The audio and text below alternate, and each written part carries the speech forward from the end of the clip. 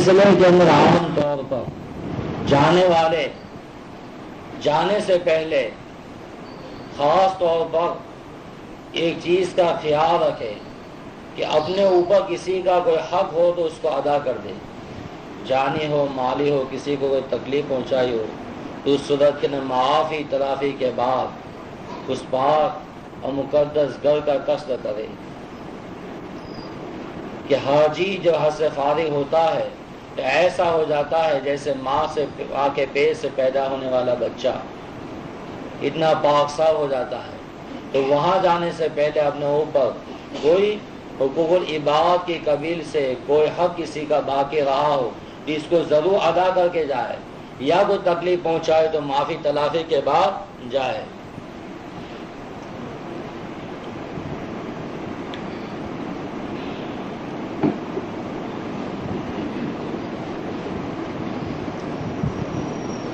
حج کرنے کے 3 طریقے بیان کیے گئے ہیں، حج قران ہے، تمتع اور افراد۔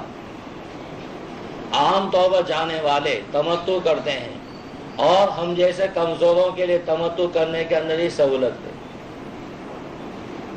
اللہ ہے تو اللہ کا بندہ بڑا ہمت والا ہو تو قران بھی کرتا ہے اور کوئی افراد بھی کرتا ہے۔ اور یہاں جو یہ کچھ مختصر سا طریقہ تو بیان کروں گا وہ حج تمتعی کا ہوگا، عام تو اسی کے اندر سہولت ہے اور لوگ اسی کو کرتے ہیں۔ احرام کے لیے مستقلاً 2 جوڑی کم از کم احرام کی تیار کریں، ایک پہننے کے لیے اور دوسری الگ سے رکھیں کہ ضرورت کے وقت کے اوپر اس کو استعمال کیا جا سکے۔ یہ سفر عام طور پر عیر کے اندر ہو رہا ہے، ایسا نہ ہو کہ ہمارا احرام طہارت کے حاصل کرنے کے اندر ناپاکی لگ جائے اور ناپاک ہو جائے اور پھر ہم الجھن کے اندر پڑ جائیں۔ اس وجہ سے الگ سے بھی ایک رکھنا چاہیے۔ اب احرام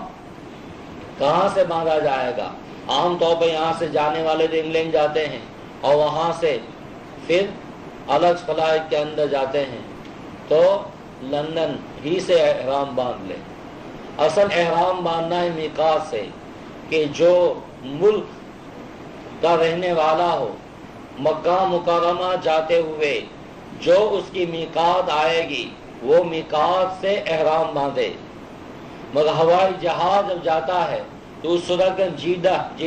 اترتا ہے اور اس سے پہلے میقات آ جاتی ہے اور عیر کے اندر اس کا پتہ چلانا مشکل، اس سے احتیاط یہی ہے کہ لندن ہی سے باندھ دے۔ اور احرام باندھنے کا طریقہ یہ کہ احرام ہی کی نیت سے غسل کرے، چاہے غسل کی حاجت نہ ہو، حتیٰ کہ عورت ساتھ میں ہے تو عورت بھی غسل کرے، ناپاکی اور پیریڈ کے اندر چل رہی ہے تب بھی غسل کرے، کہ یہ غسل جو ہوگا بدن کے ظاہری حصے کو صاف کرنے کے لیے، نظافت کو حاصل کرنے کے لیے۔ اور غسل کرنے کا موقع نہ ہو کبھی تو کم از کم وضو کر لے، اور وضو کر لینے کے بعد احرام مرد پہنے گا اور یہ بدن کے اوپر سلے ہوئے جو کپڑے ہیں وہ نکال دے گا، ایک چادر لنگی کی طرح باندھ دے گا اور ایک چادر اوپر اوڑھ لے گا، اور جب یہ احرام باندھنے کے لیے 2 رکعت نماز پڑھنے کے لیے کھڑا ہوگا تو اس وقت اپنا سر ٹوپی کے ذریعے سے یا اسی احرام کی چادر کے ذریعے سے ڈھانپ لے۔ اول وہلہ کے اندر جو 2 رکعت ابتدا میں احرام باندھنے کے لیے پڑھی جاتی ہے اور اس کے اندر یہ سر کا ڈھانپنا ضروری ہے۔ سر ڈھانپ کر کے احرام باندھنے کی نیت سے 2 رکعت نماز پڑھے، اور اس کے اندر بھی آداب میں لکھا ہے کہ پہلی رکعت کے اندر سورہ فاتحہ اور اس کے بعد قل یا ایھا الکافرون، اور دوسری رکعت کے اندر سورہ فاتحہ اور قل ھو اللہ پڑھے۔ اس کے علاوہ کوئی اور سورت پڑھ لی تب بھی کوئی حرج نہیں، مگر یہ پڑھنا افضل ہے، مستحب قرار دیا ہے۔ جب نماز سے فارغ ہو جائے تو اول وہلا کے اندر سر پر سے چادر اٹھا لے، پھر کندھے کے اوپر ہی رہے گی، اور اس کے بعد نیت کرے کس کی؟ عمرے کی۔ تمتع کا احرام باندھ رہا ہے تو تمتع کے لیے پہلے عمرے کا احرام ہوتا ہے، تو یہ جو احرام باندھا یہ عمرے کا احرام ہوگا۔ اس وجہ نیت کرے اللہم ارید العمرۃ فیسرھا لی وتقبلھا منی۔ اگر عربی کے اندر نہ آتی ہو تو اردو کے اندر، گجراتی کے اندر کر لیں کہ اللہ میں عمرے کا ارادہ کرتا ہوں، اس کو میرے لیے آسان فرما اور میری طرف سے قبول فرما۔ اب اس کے پڑھنے کے بعد متصلاً 3 مرتبہ لبیک پڑھے، لبیک اللہم لبیک، لبیک لا شریک لک لبیک، ان الحمد والنعمت لک والملک لا شریک لک۔ یہ 3 مرتبہ پڑھے۔ اب یہ 3 مرتبہ پڑھے گا، اب یہ محرم بن چکا ہے۔ بہت ساری چیزیں تو بغیر احرام کے اس کے لیے حلال و جائز تھی، اسے احرام کے داخل ہونے کے بعد اب بہت ساری باتیں اس کے اوپر حرام ہو جائے گی۔ بیوی اس کے لیے حلال تھی اور بیوی کے ساتھ ملنا اس کے لیے حلال تھا، احرام کے باندھنے کے بعد اب یہ حرام ہو گیا۔ بلکہ بیوی کے ساتھ بے حجابی کی جو باتیں بے تکلفی کی جاتی تھی وہ بھی اب ممنوع۔ اسی طریقے سے نہ لڑائی ہے نہ جھگڑا ہے، اور ہر قسم کے معاصی سے بچنا ہے۔ اس کے اندر احرام کے اندر جس طریقے سے آدمی گناہوں سے بچنے والا ہوتا ہے اس کا اثر اس کی پوری زندگی کے اوپر پڑتا ہے۔ فلا رفث ولا جدال فی الحج، خاص کر کے جھگڑا اس کے اندر نہیں ہونا چاہیے۔ اب اسی طریقے سے بال کا کٹانا یہ اس کے لیے ممنوع، سر کا ہو یا داڑھی کا ہو یا مونچھ کا ہو یا کہیں اور کا ہو، اسے ناخون کا تراشنا چاہے ہاتھ کے ہو چاہے پیر کے ہو۔ بہت ساری ایسی چیزیں ہیں جو اس کے لیے ممنوع۔ سلا ہوا کپڑا نہیں پہن سکتا، ٹوپی نہیں پہن سکتا۔ اسی طریقے سے خوشبو کا استعمال اس کے لیے ممنوع، خوشبو استعمال نہیں کر سکتا۔ اگر احرام کی حالت کے اندر بال کاٹ دیا یا منہ دیا یا ناخن تراش دیا تو مستقلاً اس کے بارے میں احکام ہے، اور بار بار صورتوں کے اندر دم واجب ہو جاتا ہے، اور دم جہاں پر یہ لکھتے ہیں یا بولتے ہیں اس سے مراد ایک بکری کا ذبح کرنا بطور جرمانے کے اس کے لیے ضروری ہو جاتا ہے، وہ بھی کہاں پر؟ وہ حرم کے اندر ہی۔ اس لیے احرام کی حالت کے اندر بہت ساری ایسی چیزیں جو ممنوع ہو جاتی ہے اس کے اجتناب ضروری ہے۔ اب احرام کی حالت کے اندر پہنچ گیا، احرام کی حالت کے اندر کثرت سے تلبیہ پڑھے، کثرت سے، کہیں اونچی جگہ چڑھ رہا ہو، نیچی جگہ اتر رہا ہو، اور کسی سے ملاقات کر رہا ہو تو اس صورت کے اندر بھی تلبیہ کے ساتھ صبح کے وقت، شام کے وقت، ہر نماز کے بعد تلبیہ پڑھتا ہے۔ حج کے اندر جتنا تلبیہ زیادہ پڑھے گا اسی کے مطابق اس کا جو ہے ثواب کے اندر اضافہ، اور خصوصاً گناہوں کی باتوں سے بہت زیادہ اجتناب کرے۔ اس طریقے سے ہوتا ہے رمضان کا اثر رمضان تک، جمعہ کا اثر جمعہ تک یہ پڑتا ہے، اسی طریقے حج کا اثر پوری زندگی پڑتا ہے۔ اور سفر کی حالت ہے، ساتھی قسم قسم کے ملتے ہیں، کسی کا مزاج گرم، کسی کا مزاج ٹھنڈا، کسی کا اعتدال، اور سفر کے اندر تکلیف۔ السفر قطعۃ من النار، سفر آگ کا ایک ٹکڑا ہے، عجیب عجیب مزاج والے، عجیب عجیب کھوپڑی ملتی ہے۔ ایسے وقت کے اندر اپنے آپ کو کیا رکھے؟ کنٹرول کے اندر رکھے۔ کوئی لڑائی جھگڑے کے اوپر اتر آئے تب بھی اس کے ساتھ جھگڑا نہ کرے، ورنہ یہ زندگی کے وہ اس کا اثر پڑتا ہے۔ مراد یہ ہے کہ حج کے اندر ایسی کوئی بے اصولی کی تو آنے کے بعد بھی ایسی بے اصولی کرے گا۔ ایک آدمی حج پڑھ کر کے آیا، وہ اپنے پڑوسی کے ساتھ لڑائی پہلے بھی تھی، اب بہت شدید طور پر لڑنے لگا، بہت لڑائی ہوئی، بہت لڑائی۔ اس کا ایک ساتھی آیا اور کہنے لگا جا دوبارہ حج کرنے کے لیے جا، کہ تو حج کے ایام میں فلاں مقام کے اوپر ایک آدمی کے ساتھ لڑائی جھگڑا کیا تھا، اس کا یہ اثر ہے کہ آنے کے بعد سدھر جانا چاہیے، زیادہ بگڑ کر کے آیا، اس کا اثر پڑتا ہے۔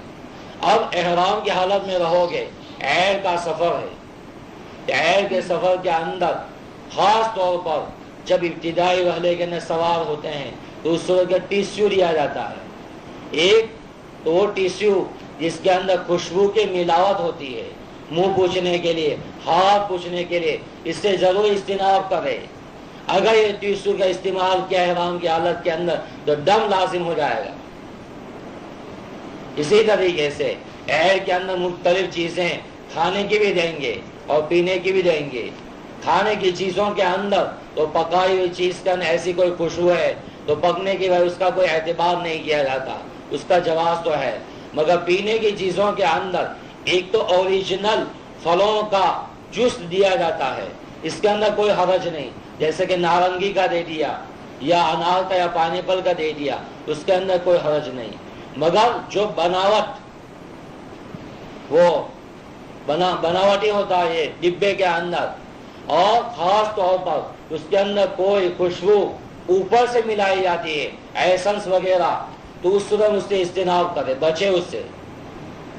کہ پینے کی چیزوں کے اندر پھلوں کا خالص اوریجنل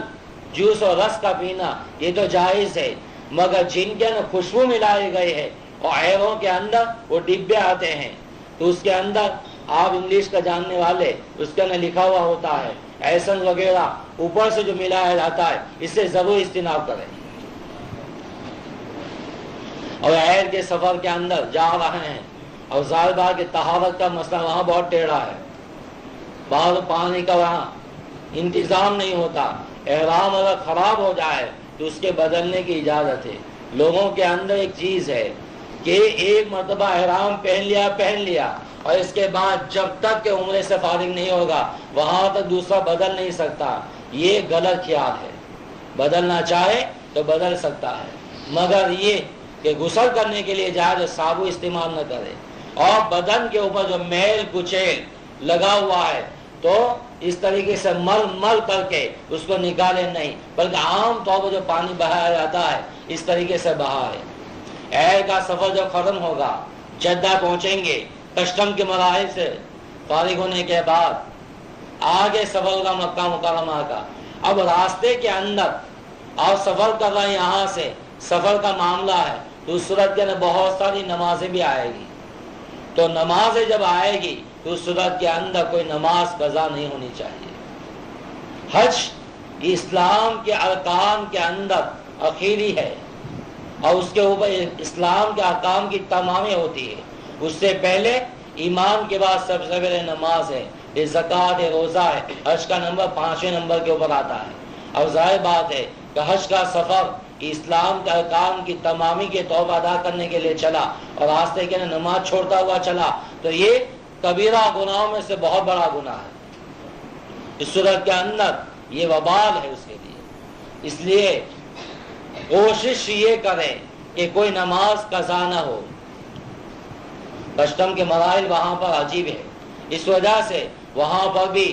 جماعت کا بندوبست کرے۔ جماعت کا بندوبست نہ ہو تو اس میں اکے دکے مل کر بھی نہ ہو سکتی ہو تو کم از کم وقت کے اندر اپنے طور پر بھی پڑھ لے۔ اور وہاں تو بہت سہولتیں ہیں ایئرپورٹ کے اوپر تو، کیونکہ اسلامی ملک کا ہے تو طہارت کے لیے، وضو کے لیے، نماز پڑھنے کے لیے اور قبلے کے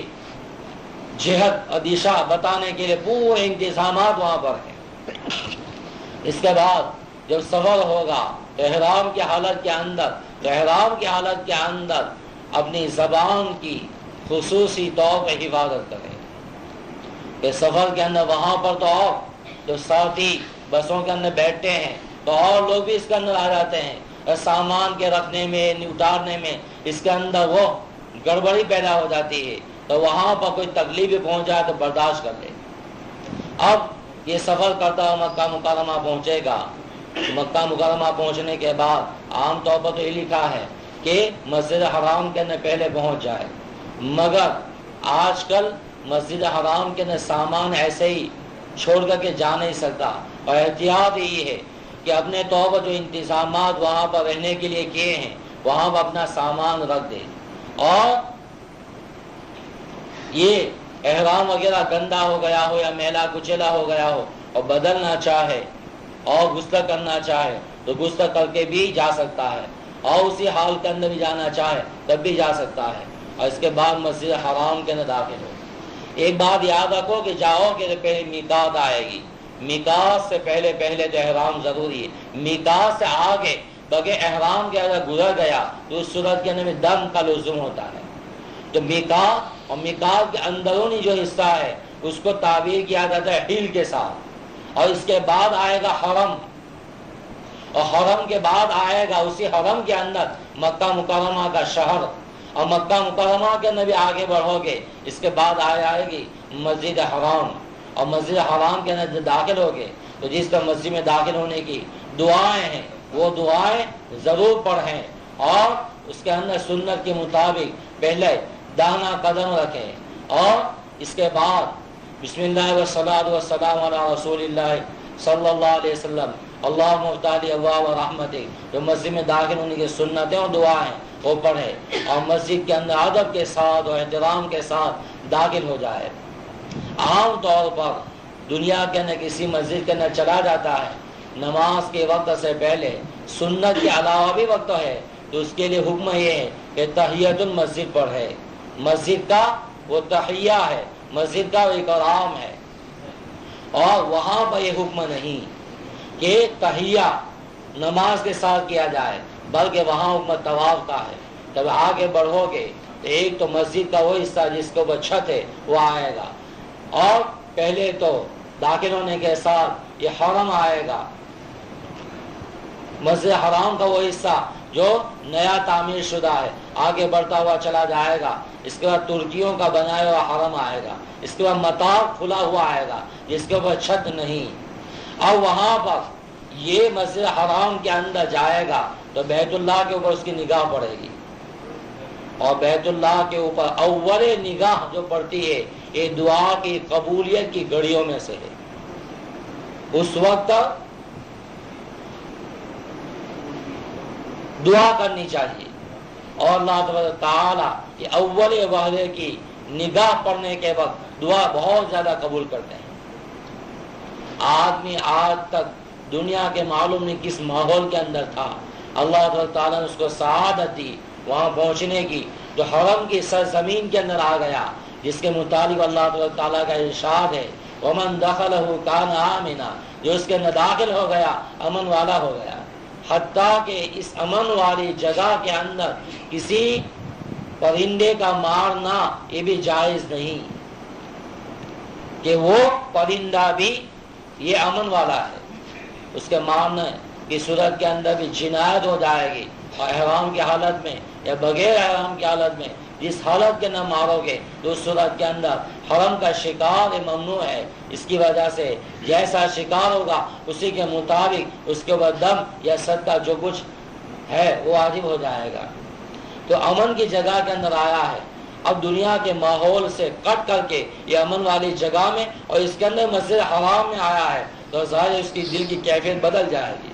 یہاں بیٹھنے کے بعد اور کیفیت ہوتی ہے، باہر اور کیفیت ہوتی ہے، اور وہاں حرم کی سرزمین میں اور کیفیت، اور جتنا اس کا ایمان مضبوط اور جتنا اس کا دل صاف اسی کے مطابق محسوس کرے گا۔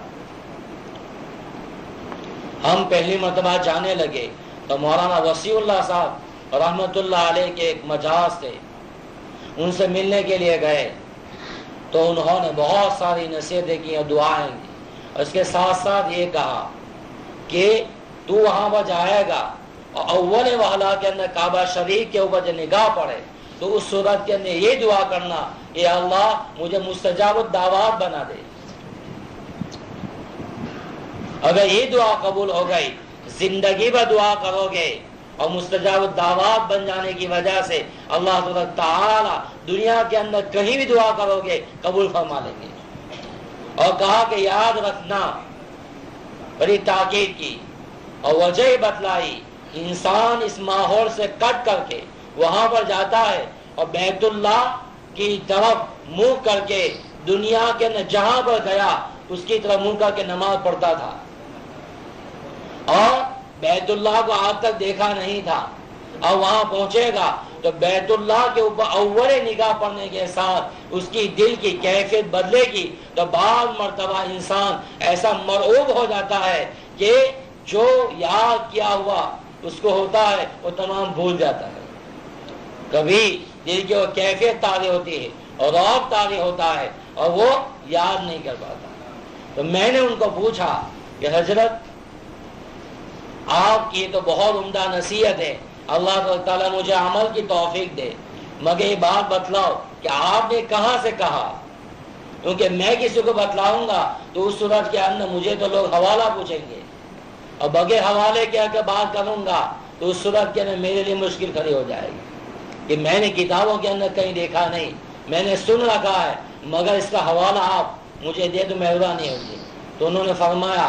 کہ مولانا وسیع اللہ صاحب رحمۃ اللہ علیہ کی ملفوظات کے اندر اور ان کی تصانیف کے اندر حضرت کا فرمایا ہوا موجود ہے۔ میں نے کہا ہمارے لیے بھی کافی ہے، اور بڑی تاکید کی۔ وہاں پہنچا، یاد رکھا میں نے کہ یہ بڑی عمدہ بات ہے، یہی دعا قبول ہو گئی تو آگے تو پورا یہ سفر ہے، حجی کا سفر ہے، اور وہیں پر رہنا ہے۔ دوسرا کے مختلف جگہوں کے اوپر دعا کی توفیق ہوگی، دعا کا موقع ہوگا۔ اگر یہ دعا قبول ہو گئی تو آئندہ ہمارے لیے تو بہت خیر ہوگا۔ وہاں پہنچے اور پہنچنے کے بعد واقعی میں اول نگاہ پڑھنے کے وقت وہ دل کی کیفیت بدلی، اپنے آپ کو سنبھالا اور اللہ اکبر کہتے ہوئے اور تعظیم کرتے ہوئے اس کے بعد وہی دعا کی جو انہوں نے اس کے متعلق تاکید کی تھی۔ تو یہ بھی یاد رکھنا، جانے والے وہاں پر جائے تو اس صورت کے پہلی دعا ہے کہ اللہ تعالیٰ مجھے مستجاب الدعوات بنا دے، اور اس کے بعد اب آگے بڑھے گا تو مطاف والا حصہ آئے گا جس کے اندر لوگ طواف کرتے ہوئے نظر آئیں گے، اگر نماز کا وقت ہوگا تو صفیں لگ گئی ہوگی، اب بیت اللہ کے قریب جا رہا ہے۔ اب حکم تو یہ ہے یہ طواف شروع کیا جائے تو وہاں وہ حجر اسود کے پاس پہنچے، اور پہنچنے کے بعد بسم اللہ اللہ اکبر کہتے ہوئے پہلی مرتبہ تو جس طریقے سے نماز کے اندر ہاتھ اٹھاتا ہے اسی طریقے سے ہاتھ اٹھائے، اور اس کے بعد طواف کی نیت کرے کہ عمرے کا میں طواف کرتا ہوں، اور ساتھ ساتھ یہ کہ پھر استلام کرے۔ استلام کا اصل طریقہ یہ ہے کہ کعبہ شریف کے اندر جہاں پر حجر اسود کو جڑا ہوا ہے وہاں پر اس طریقے سے ہاتھ رکھے، اس سے نماز کے اندر ہاتھ رکھتا ہے سجدے کی حالت میں، اور پھر حجر اسود کو بوسہ دے۔ مگر آج کل حج کے ایام کے اندر اس قدر بھیڑ ہوتی ہے تو اس کے اندر تکلیف دینے کے لیے اور تکلیف اٹھانے کے لیے وہاں نہ جائے،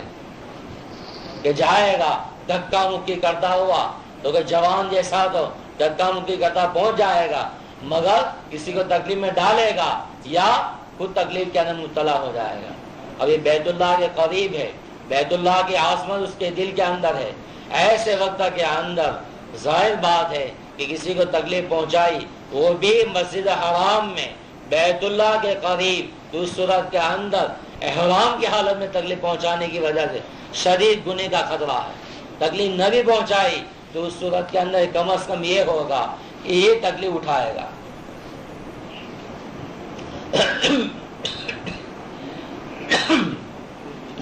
اور وہاں جانے کا موقع نہیں، اور یہ بھی کہ احرام کی حالت کے اندر خوشبو کا استعمال ممنوع، اور حجر اسود کے اوپر آج کل اس ایام کے اندر بہت خوشبو ڈالتے ہیں، اگر وہاں پر ہونٹ بوسہ دینے کے لیے رکھ دیا، ہاتھ رکھ دیا، اگر خوشبو لگ گئی تو دم لگ جائے گا۔ اس وجہ سے جب عمرے کا احرام باندھا ہوا ہے ایسے وقت تک اس سے قریب نہ جائیں، بلکہ وہاں پر انہوں نے جو پورے مطاف کے اندر سنگ مرمر جو لگائے ہیں، سفید لگائے ہیں، اور جہاں پر حجر اسود کعبہ کے اندر ایک کونے کے اوپر ہے، اس کا کونا کعبہ کا نیچے ختم ہوتا ہے تو وہاں ایک کالی پٹی لگائی ہوئی ہے، وہاں کالا سنگ مرمر لگایا ہوا ہے، اور بالکل اس کے مقابلے کے اندر سب گرین یہ ٹیوب لائٹ لگائی ہوئی ہے، جس سے اندازہ ہو جاتا ہے کہ حجر اسود بالکل اس کے مقابلے کے اندر ہے،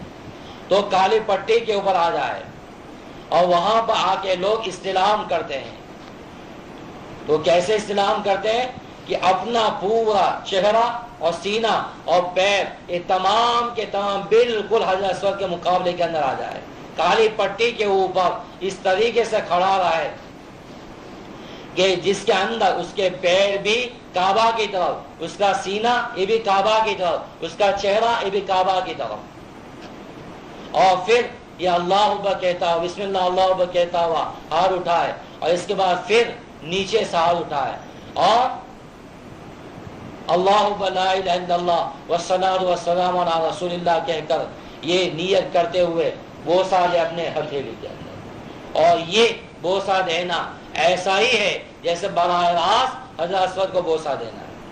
اور اس کے بعد اب یہ سینہ وغیرہ اس کا کعبہ کی طرف تھا، اب اپنے پیر کو گھما دے،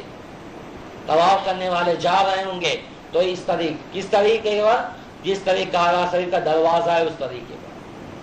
گھما دے، اور گھما دینے کے بعد اب وہاں ایک اور چیز ہے کہ عمرے کا احرام ہے، تو یہ چادر جو اپنے گندے پر ڈالی ہوئی تھی اس کو نکالے گا یہ بغل میں سے، اور نکالنے کے بعد اپنے اس گندے کے اوپر ڈال دے گا اور یہ حصہ کھلا ہوا ہوگا، اس کو کہا جاتا ہے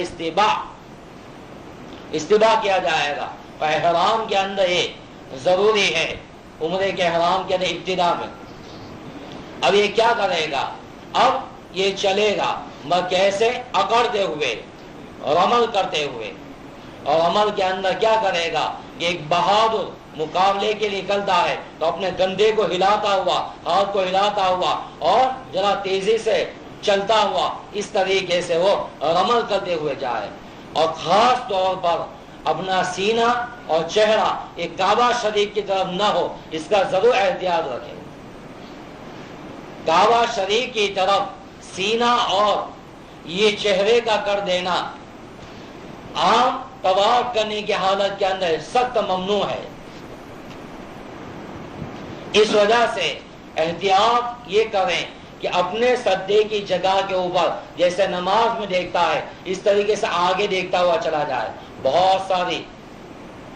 پبلک وہاں پر ہوگی، بہت سارے حضرات طواف کرنے والے ہوں گے، اس وجہ سے ذرا اپنے آپ کو سنبھالیں۔ دھکا لگانے والے دھکا لگائیں گے، اس وقت میں یہ نہیں کہ ہم بھی اس کے بدلے کے اندر دھکا لگاتا ہوا چلے جائیں، اور بعض کا بھیڑ بہت زیادہ ہو جائے گی تو عمل کرنا مشکل ہوگا، تو اس میں ذرا ٹھہر جائے، ذرا آگے والا آگے بڑھے پھر عمل کرے، پھر اس طریقے سے یہ طواف کے اندر عمل کرتا ہوا پھر پورا چکر کاٹتا ہوا کہاں پر آئے گا، وہی کالی پٹی کے اوپر۔ اب ایک چیز کا خیال رکھے کہ اس کا پیر جس حالت کے اندر چلتا ہوا چلایا اسی طریقے سے رہے۔ اب یہ کیا کرے گا، حجر اسود کی طرف منہ کرے گا اور اس طریقے سے گم جائے گا، مگر پیر اسی طریقے سے رہے جیسے وہ چلتا ہوا عمل کرتا ہوا چلا آیا تھا۔ پیر اب گھمانے کی ضرورت نہیں، پیر اپنی حیت کے مطابق رہیں گے، اور اس کے بعد پھر وہ کیا کرے گا،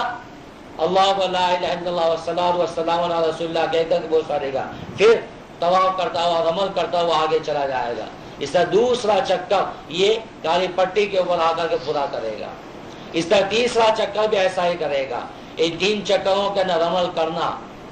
اور اس کے بعد بقیہ 4 چکروں کے اندر عمل نہیں۔ 3 چکروں کا اندر عمل ہو گیا، عمل ہو جانے کے بعد پھر آئندہ جو 4 چکر لگائے گا تو 4 چکر لگانے کے اندر اپنی عام حالات کے اندر جس طریقے سے چلتا تھا اسی کے مطابق چلے۔ اس کے اندر بہت زیادہ دوڑے نہیں، بعض لوگ بہت دوڑتے ہیں، یہ دوڑنا یہ نہیں، عمل کرنا ہے اور پھر سکون و وقار کے ساتھ چلنا ہے۔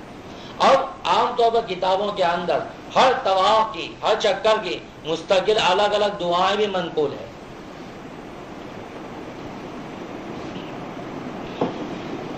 مشائخ کا معمول بھی رہا، مگر اس کے اندر کوئی ضروری نہیں کہ یہی دعائیں پڑھیں، اگر یاد ہو تو پڑھ لیں، نہ یاد ہو تو اس صورت کے اندر خاص طور پر ایک کعبہ شریف کا ایک حصہ جس کو حجر اسود کے ساتھ تعبیر کیا جاتا ہے، اس کے بعد والا حصہ اس کو ملتزم کہا جاتا ہے، اس کے بعد کعبہ شریف کا دروازہ ہوگا، اس کے بعد کعبہ کا آگے والا حصہ ہوگا، اور وہاں جب ختم ہوگا، ختم ہونے کے بعد حتیم والا حصہ آئے گا۔ کعبہ کو تو کالا غلاف پہنایا ہوا ہے، اور اس کے بعد حتیم والا حصہ کہ کعبہ کا جہاں پر یہ غلاف والا حصہ ہے، اس کے بعد کچھ کھلا ہوا حصہ ہے جس کے اندر میں سے حتیم والے حصے کے اندر جا سکتے ہیں۔ حتیم والا حصہ یہ سفید سنگ مرمر کا ہے اور کچھ یہاں تک کا اونچا ہے، اس کو بھی اپنے طواف کے اندر لے لینا ہے۔ یہاں جو درمیان کے اندر فرجہ ہے، جانے کا راستہ ہے، اس کے اندر داخل نہیں ہونا، بلکہ آگے حتیم والے حصے کو بھی طواف کے اندر میں لے لینا ہے۔ اور دوسری جو حصہ ختم ہوگا، اور ختم ہونے کے بعد کعبہ کا کونا آئے گا، اور اس کے بعد رکن یمانی آئے گا۔ تو رکن یمانی کعبہ کے ایک طرف اور حجر اسود ایک طرف، تو رکن یمانی سے لے کر یہ کعبہ کے دوسرے کنارے کی جہاں حجر اسود ہے، وہاں پر ربنا آتنا فی الدنیا حسنۃ وفی الآخرۃ حسنۃ وقنا عذاب النار، یہ دعا پڑھے۔ اس کے علاوہ مختلف اور الفاظ بھی ہیں، مگر یہ دعا بھی یاد نہ ہو تو کم از کم تیسرا کلمہ پڑھتا رہے، اور کوئی دعا کی تخصیص نہیں، اپنے دل کے اندر جو بھی دعا یاد آ جائے یہ طواف کے اندر پڑھتا رہے، مگر طواف کے اندر بات چیت نہ کرے۔ کوئی اپنا ساتھی ہو یا بیوی ساتھ ساتھ چل رہی ہے تو بات چیت نہ کرے، بلکہ یہ طواف کے اندر مختلف دعائیں پڑھتا رہے،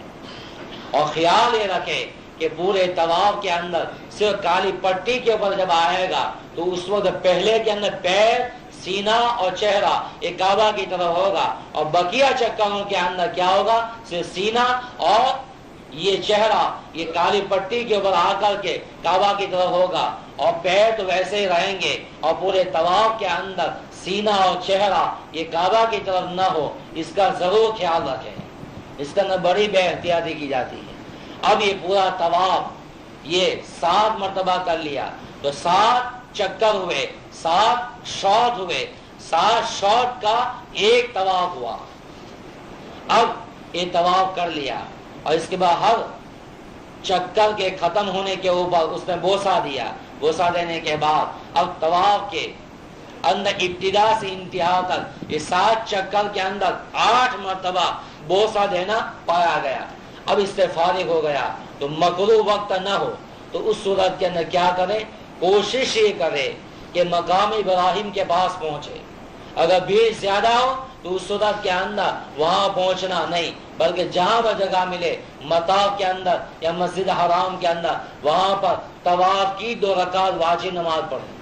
عصر کی نماز کے بعد کا وقت ہے تو اس صورت کے اندر 2 رکعت نہ پڑھے۔ اسی طریقے سے فجر کے اندر صبح صادق سے لے کر طلوع آفتاب کے بعد مغرب وقت نکل جائے وہاں تک نہ پڑھے، اور زوال کے وقت نہ پڑھے، اس کے علاوہ بقیہ وقت کے اندر پڑھ سکتا ہے۔ اب یہ طواف کر لیا اور 2 رکعت نماز پڑھ لی، 2 رکعت نماز پڑھ لینے کے بعد بھی دعا کرے۔ یہ بھی مقام ابراہیم کے قریب یہ بھی دعا کی قبولیت کی جگہوں میں سے ہیں، اور دعا کی قبولیت کی گھڑیوں کے اندر یہ شمار کیا گیا ہے کہ آدمی طواف کر لیتا ہے، مقام ابراہیم کے پاس نماز پڑھتا ہے تو اس کے لیے گھڑیاں یہ مقبول دعا کی گھڑیاں ہیں، اسی طرح اس کا قرب یہ مقبول جگہوں میں سے ہیں۔ مقام ابراہیم وہ پتھر ہے جس کے اوپر ابراہیم علیہ السلام نے کھڑے ہو کر کعبہ کی تعمیر کی تھی، یہ بھی جنت سے اتارا گیا، اور جس طریقے تعمیر اوپر بڑھتی ہوئی چلی گئی، بلند ہوتی ہوئی چلی گئی، اسی طرح پتھر بھی بلند ہوتا تھا، اور اس کے اندر ابراہیم علیہ السلام کے قدمین کے نشانات آج تک موجود ہیں، اور اس کو باقاعدہ ایک فریم کے اندر، کانچ کی فریم کے اندر انہوں نے بڑے اہتمام کے ساتھ وہاں پر اندر میں رکھ دیا ہے۔ وہاں پر عجیب عجیب قسم کے لوگ ملیں گے، کوئی اس کو ہاتھ لگائے گا، کوئی اپنا رومال لگائے گا، کوئی آگے چمٹ جائے گا، کوئی چومے گا، یہ سب باتیں صحیح نہیں۔ جو کرنے والے ہیں ان کے پیچھے ہی مت پڑو، تم اپنا کام کرو، بلکہ اس کے دیکھنے کے اندر خاص کر کے یہ طواف کے درمیان کے اندر تو بچے، اس کے دیکھنے کے لیے وہاں مشغول نہ ہو جائے۔ اب یہ طواف کی 2 رکعت نماز پڑھی، نماز پڑھ لینے کے بعد دعا کی، دعا کرنے کے بعد پھر دوبارہ ایک کالی پٹی کے اوپر آئے گا۔ اس کے اندر بہت زیادہ لوگ بھول جاتے ہیں، سیدھے صحیح کرنے کے لیے طرف چلے جاتے ہیں، بلکہ دوبارہ آئے کہاں؟ کالی پٹی کے پاس، اور پھر باقاعدہ اللہ لا الہ الا اللہ والصلاۃ والسلام علی رسول اللہ کہہ کر کے بوسہ دے. یہ 9ویں مرتبہ استلاموں کا بوسہ ہوگا اور اس کے بعد یہ سیدھا چلے گا کہاں پر؟ باب الصفا کی طرف، اور باب الصفا سے داخل ہو کر کے پہنچے گا یہ صفا کے اوپر، اور وہاں اتنی بلندی کے اوپر پہنچ جائے کہ وہاں سے کعبہ شریف نظر آئے، اور وہاں پہنچ کر کے باقاعدہ اس کی طرف متوجہ ہو کر کے دعائیں کرے. اور یہ صفا پہاڑ کے اوپر دعا کرنا یہ بھی دعا کی قبولیت کی جگہوں میں سے ہیں. اور اس کے بعد یہ دعا کر کے چلے گا صحیح کرنے کے لیے مسعی کے اندر صحیح کرنے کی جو جگہ ہے، ایک طرف جائے گا دوسری طرف سے آئے گا، ون وے وہاں بنایا ہوا ہے.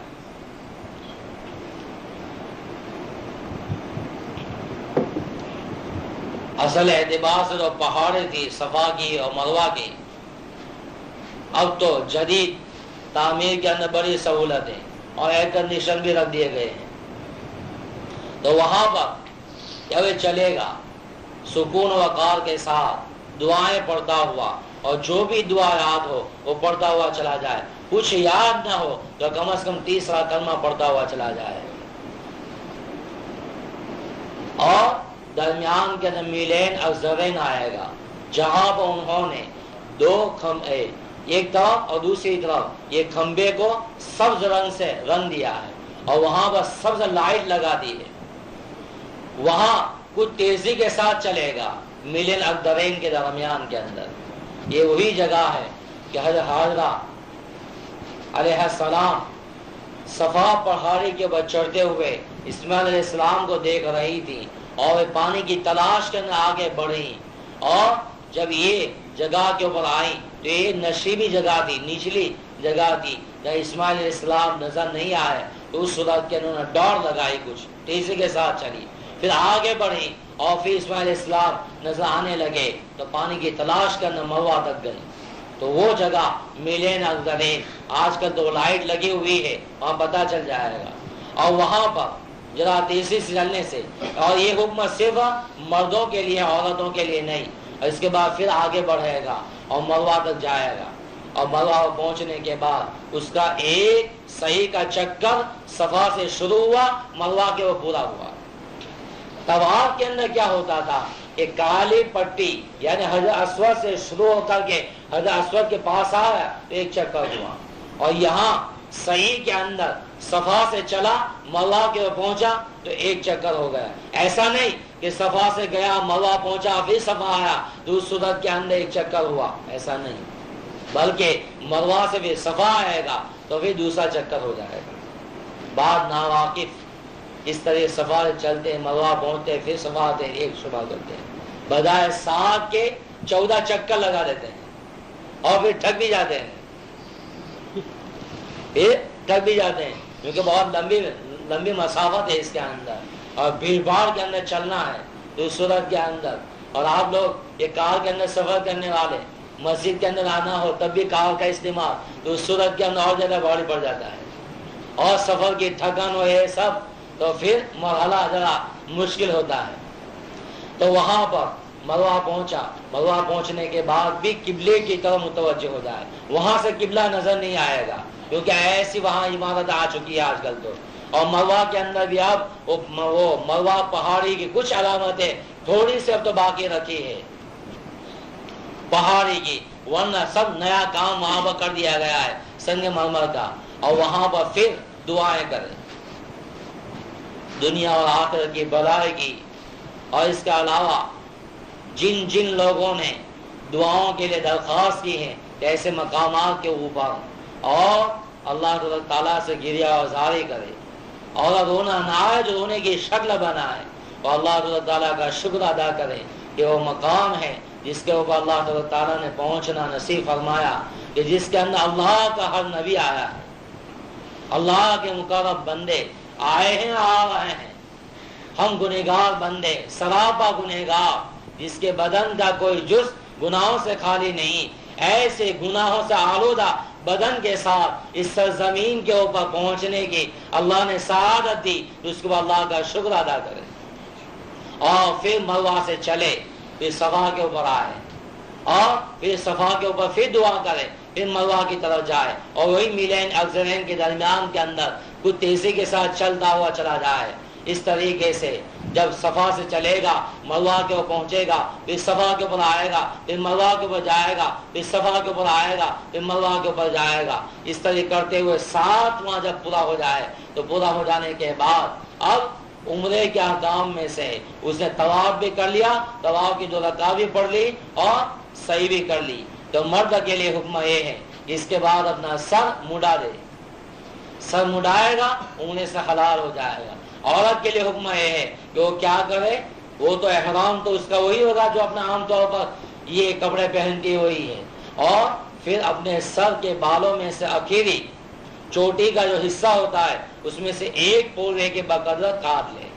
کاٹنے کے اندر کیا کرے، بذات خود بھی کاٹ سکتی ہے، اپنے محرم کے پاس یا اپنے شوہر کے پاس بھی کٹوا سکتی ہے، مگر وہاں پر کاتریں اور کینچیاں لے کر کے بہت سارے لوگ یہ آتے ہیں تو وہاں وہ ان کے پاس نہ کٹوائے، تو وہ اجنبی ہے یا اجنبیہ ہے، بدن کا کوئی جز اس کے لیے چھونا اور مس کرنا جائز نہیں ہے۔ اگر کینچی نہیں ہے تو اس صورت کے اندر اسی حال میں رہیں اور پھر روم کے اوپر آ کر کے کاٹ لے، مگر کسی اجنبی کے ہاتھ کے اندر بیوی کے بال کو نہ دے۔ اور وہ کاٹنے کے لیے تیار ہو جائے تو کہا کہ تم کینچی دے دو، تمہارا جو لگتا ہوگا ہم دے دیں گے، میں کاٹوں گا۔ اس طریقے سے شوہر یا اس کا محرم کاٹے۔ اور قریب کے اندر مروہ سے باہر نکلو گھر سے تو وہاں پر حلاقہ ہوں گے، یہ حجام وہاں پر ہوں گے، سیلون، تو وہاں پر پہنچ جائے، وہاں پر جیسی جیسی موسم ہوگی اسی کے مطابق ان کے بھاؤ ہوں گے۔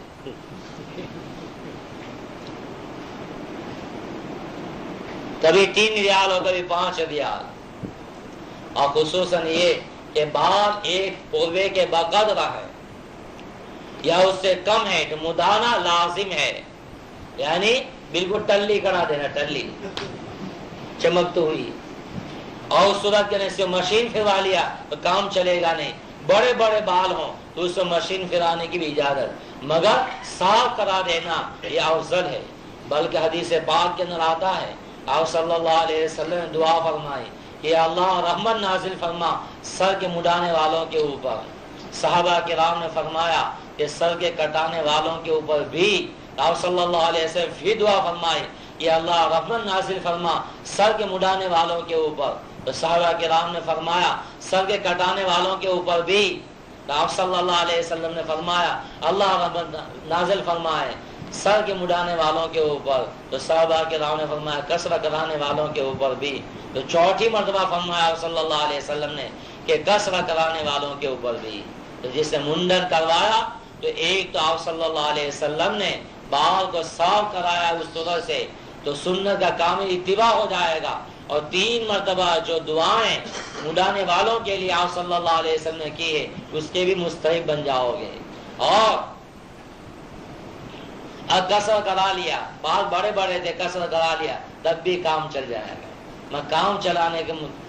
چلانے کے بجائے افضلیت کے اوپر عمل کریں۔ زندگی کا یہ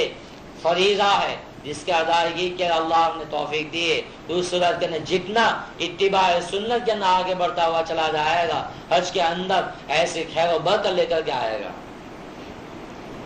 عام طور بال رکھنے والوں کو یہ صاف کرانا بہت بھاری پڑتا ہے کہ ٹوپی بھی ادھر ادھر وہاں کی چکی جاتی ہے نا، تو اس صورت کے اندر بہت بدنام معلوم ہوتا ہے،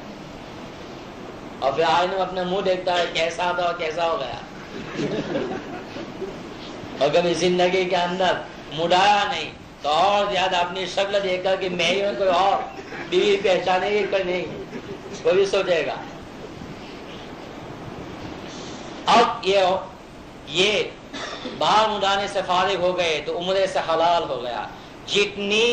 پابندیاں احرام کی وجہ سے تھی وہ تمام پابندیاں اٹھ گئی،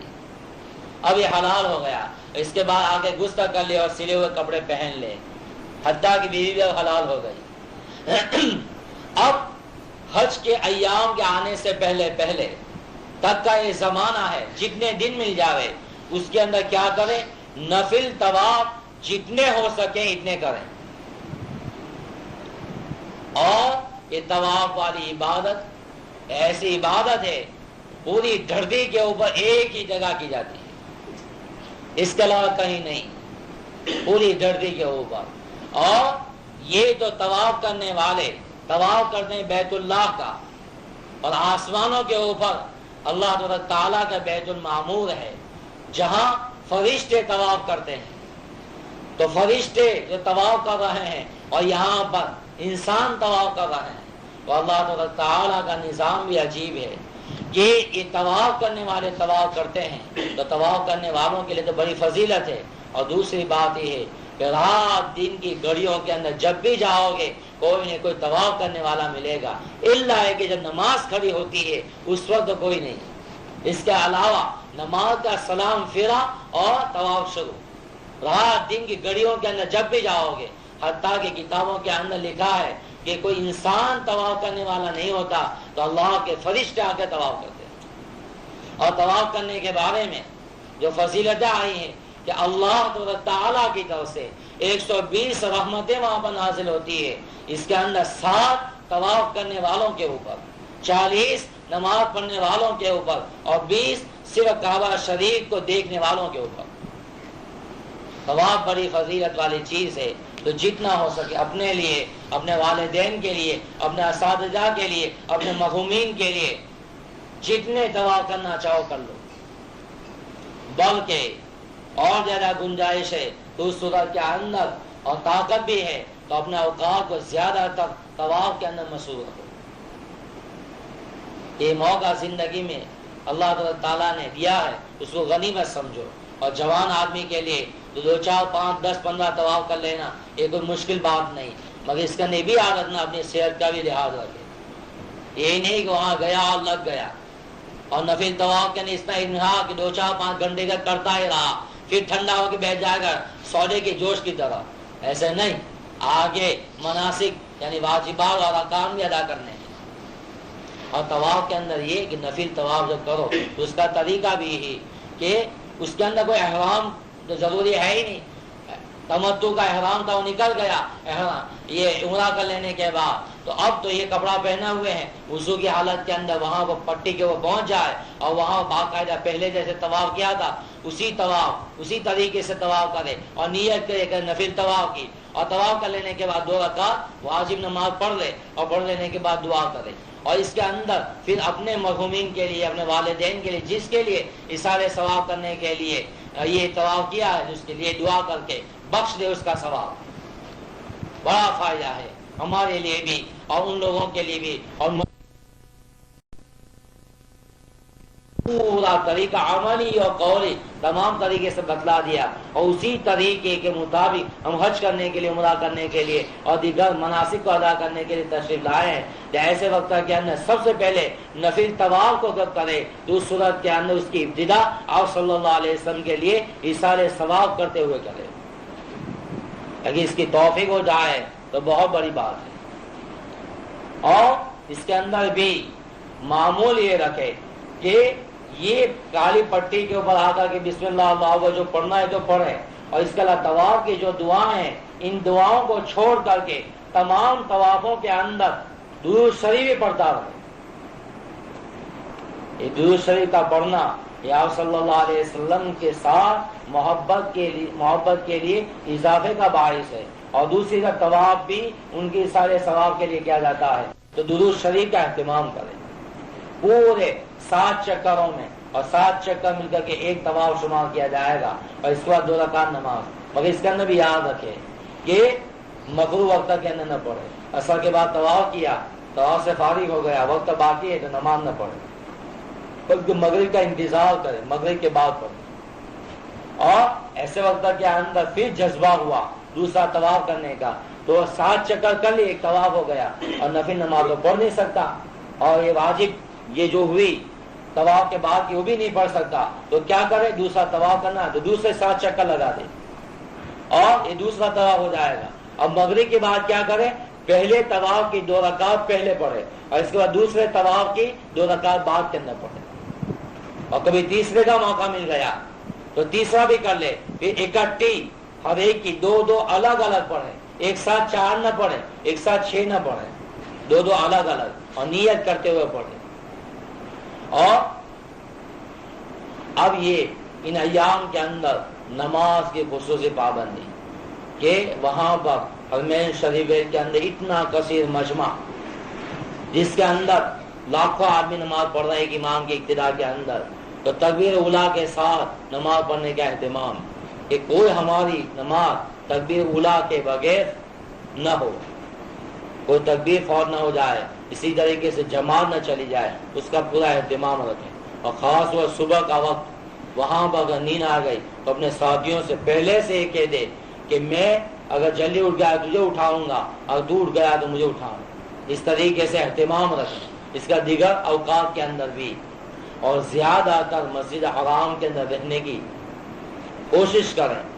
اور ہو سکے تو اپنے مکہ مکرمہ کے قیام کے اندر جتنی زیادہ ہو سکے تلاوت کرے، اور کم از کم ایک ختم کو ضرور کرے۔ اب یہ ایام گزر رہے ہیں، اب حج کا زمانہ جس طریقے سے قریب آتا ہوا چلا جائے گا، اسی طریقے سے اب پبلک کی بڑھتی ہوئی چلی جائے گی، تو اس وقت بھی اہتمام کرے تکبیر اولیٰ کے ساتھ نماز پڑھنے کا۔ نماز کے اوقات جو ہیں اس کے کچھ پہلے پہنچنے کی کوشش کریں۔ اب 8ویں ذی الحجہ آئے گی، اس وقت اب مینا چلنا ہے۔ اب مینا چلنا ہے، دوسری صورت کے اندر بعض مرتبہ تو گروپ کے ساتھ جاتے ہیں، ٹور کے ساتھ ہیں، ہمارے یہاں وہ حج کمیٹی والے ہوتے ہیں تو رات سے بھی لے جاتے ہیں۔ اصل حکم ہے کہ صبح کی نماز مسجد حرام کے اندر پڑھے 8ویں کے، اور پڑھنے کے بعد پھر وہاں سے نکلے۔ اب جانے سے پہلے، مینا جانے سے پہلے احرام باندھ لے، اور رات کو ہو سکے تو رات کو باندھے۔ اب یہ تمتع کرنے والا ہے تو احرام باندھے گا، تو باندھے گا کہاں پر؟ وہیں سے احرام باندھے گا۔ تو اس کے لیے افضل تو یہ لکھا ہے کہ مسجد حرام کے اندر چلا جائے۔ کیسے؟ کہ اپنا کپڑا اتار کر کے احرام کی چادریں کمرے سے پہن لے، پہن لینے کے بعد وہاں پر چلا جائے مسجد حرام میں، اور مسجد حرام میں پہنچنے کے بعد 2 رکعت حج کے احرام کے لیے پڑھیں۔ اس کے اندر پہلی رکعت کے اندر قل یا الکافرون، اور دوسری رکعت کے اندر قل هو اللہ، اور اس کے بعد وہ سر کو ڈھانپ لے اور 2 رکعت نماز پڑھے، اور پھر سب سے یہ کپڑا اٹھا لے، اور اٹھانے کے بعد پھر حج کی نیت کر لے۔ اللہم ارید الحج فیسر لی وتقبل منی، کہ اللہ میں حج کا ارادہ کرتا ہوں، میرے لیے آسان فرما اور میری طرف سے قبول فرما۔ اور پھر تلبیہ پڑھے، لبیک اللہم لبیک لبیک لا شریک لک لبیک ان الحمد والنعمت لک والملک لا شریک لک، یہ 3 مرتبہ پڑھے، اور ساتھ ساتھ یہ بھی پڑھے لبیک بحجۃ، اور وہاں عمرے کے اندر بھی یہ پڑھنا چاہے تو پڑھ سکتا ہے لبیک بعمرۃ۔ اب یہ جو ہے تلبیہ پڑھا، پھر احرام کے اندر داخل ہو گیا۔ اب وہ تمام چیزیں اس کے لیے ممنوع۔ اب یہ مینا روانہ ہوگا اور مینا پہنچے گا 8ویں کو، تو اس صورت کے اندر وہاں پر کوئی خاص عمل ایسا نہیں ہے، بلکہ وہاں پر خاص عمل یہ ہے کہ 8ویں کی ظہر، عصر، مغرب، عشاء اور فجر وہاں مینے کے اندر پڑھنا۔ کتابوں کے اندر مسجد خیر کے اندر پڑھنے کا لکھا ہے، مگر وہاں پر اس قدر ازدحام اور اس قدر بھیڑ کہ وہاں پر پہنچنا مشکل، اور وہاں پہنچ بھی گیا تو اس صورت کے اندر پھر خیمے کے اندر آنا، معلوم اس کا خیمہ قریب آئے گا یا دور آئے گا، تو مجمع کے چیٹتا ہوا اور نماز کے وقت جا بھی نہیں سکتا، اور کہیں اٹوا گیا تو یہاں پریشان اور وہ وہاں پریشان۔ اس وجہ سے اپنے خیمے کے اندر خیمے والے یا 2-4 خیمے والے مل کر کے وہاں پر جماعت کر لیں۔ اگر چھوٹا خیمہ ہے تو اس صورت کے اندر یہ نماز پڑھے جماعت کے ساتھ، اپنا کوئی ساتھی ہو، جانکار یا عالم ہو یا حافظ ہو تو ان کو آگے بڑھا دے، اور اس کی ابتدا کے اندر نماز پڑھے ظہر کی، اور ظہر کی نماز پڑھنے کا پھر وہی تلبیہ، اور پھر عصر کی، پھر مغرب کی، پھر عشاء کی، فجر کی۔ اور اس کے علاوہ بقیہ اوقات کے اندر کچھ نہ کچھ عبادت کرتا رہے، تلاوت کرتا رہیں، یا نفل پڑھیں، صلاۃ التسبیح پڑھیں، یا اللہ کا ذکر کرے، مختلف عبادتوں کے ساتھ اس کے اندر اپنے آپ کو لگائے رکھے۔ اس کے بعد جب فجر کی نماز ہو جائے گی 9ویں کی صبح کو، تو اس کے بعد ایک اور عمل شروع ہو جاتا ہے، وہ کون سا؟ تکبیر تشریق کا۔ عرفہ کی صبح سے عید کے اگلے دن پورے عالم میں پڑھی جاتی ہے، تو وہ فجر کی نماز کے بعد تلبیہ تو پڑھے گا، اس کے ساتھ تکبیر تشریق بھی پڑھے گا۔ اس کے بعد بھی عرفات کی روانگی، عرفات کی روانگی کے اندر بھی بسوں کے اندر چڑھنے کے لیے دھکا مکی نہ کرے، بلکہ سکون و وقار باقی رکھے، احرام کی حالت میں ہے اور حج کا اہم میں رکن ادا کرنے کے لیے چلا جا رہا ہے، تو اس صورت کے اندر وہاں پر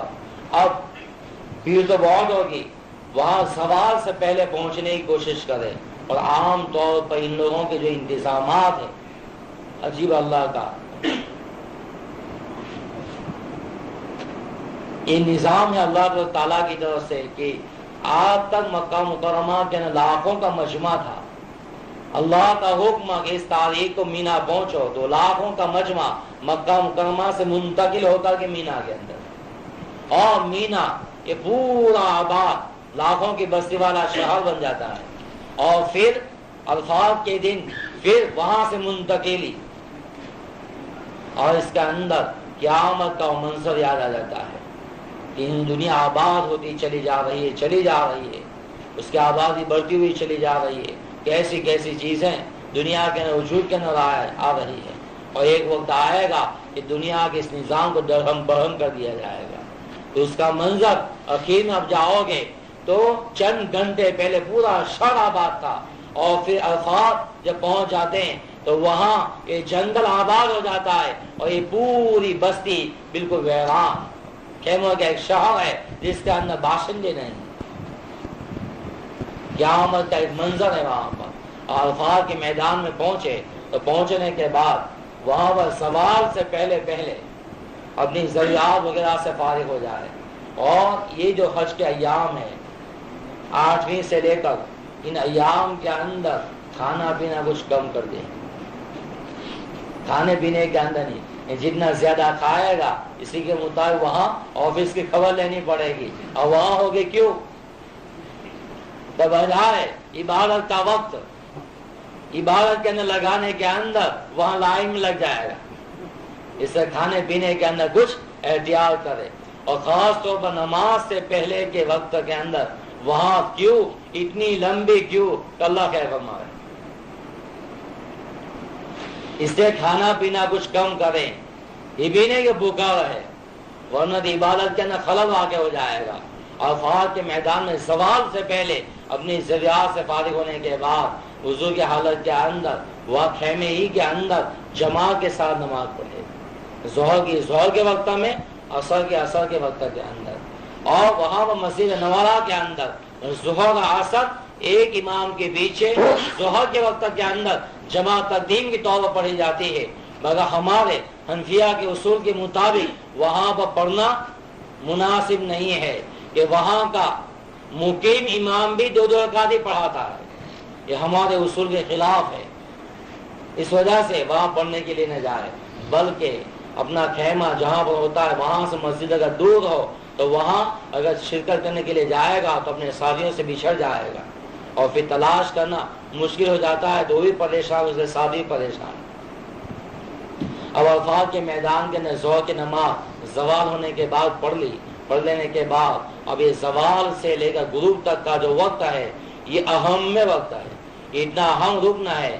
کہ الحج اور عرفہ کس طرح تعبیر کیا گیا ہے کہ حج یہ عرفہ ہے، مراد عرفہ کے میدان کے اندر وقوف کر لیا تو اس کا حج ادا ہو گیا، اتنا بڑا رکن، اور جس کا فوت ہو گیا اس کا حج گیا، چاہے تمام اور مناسک کو اس نے ادا کیا۔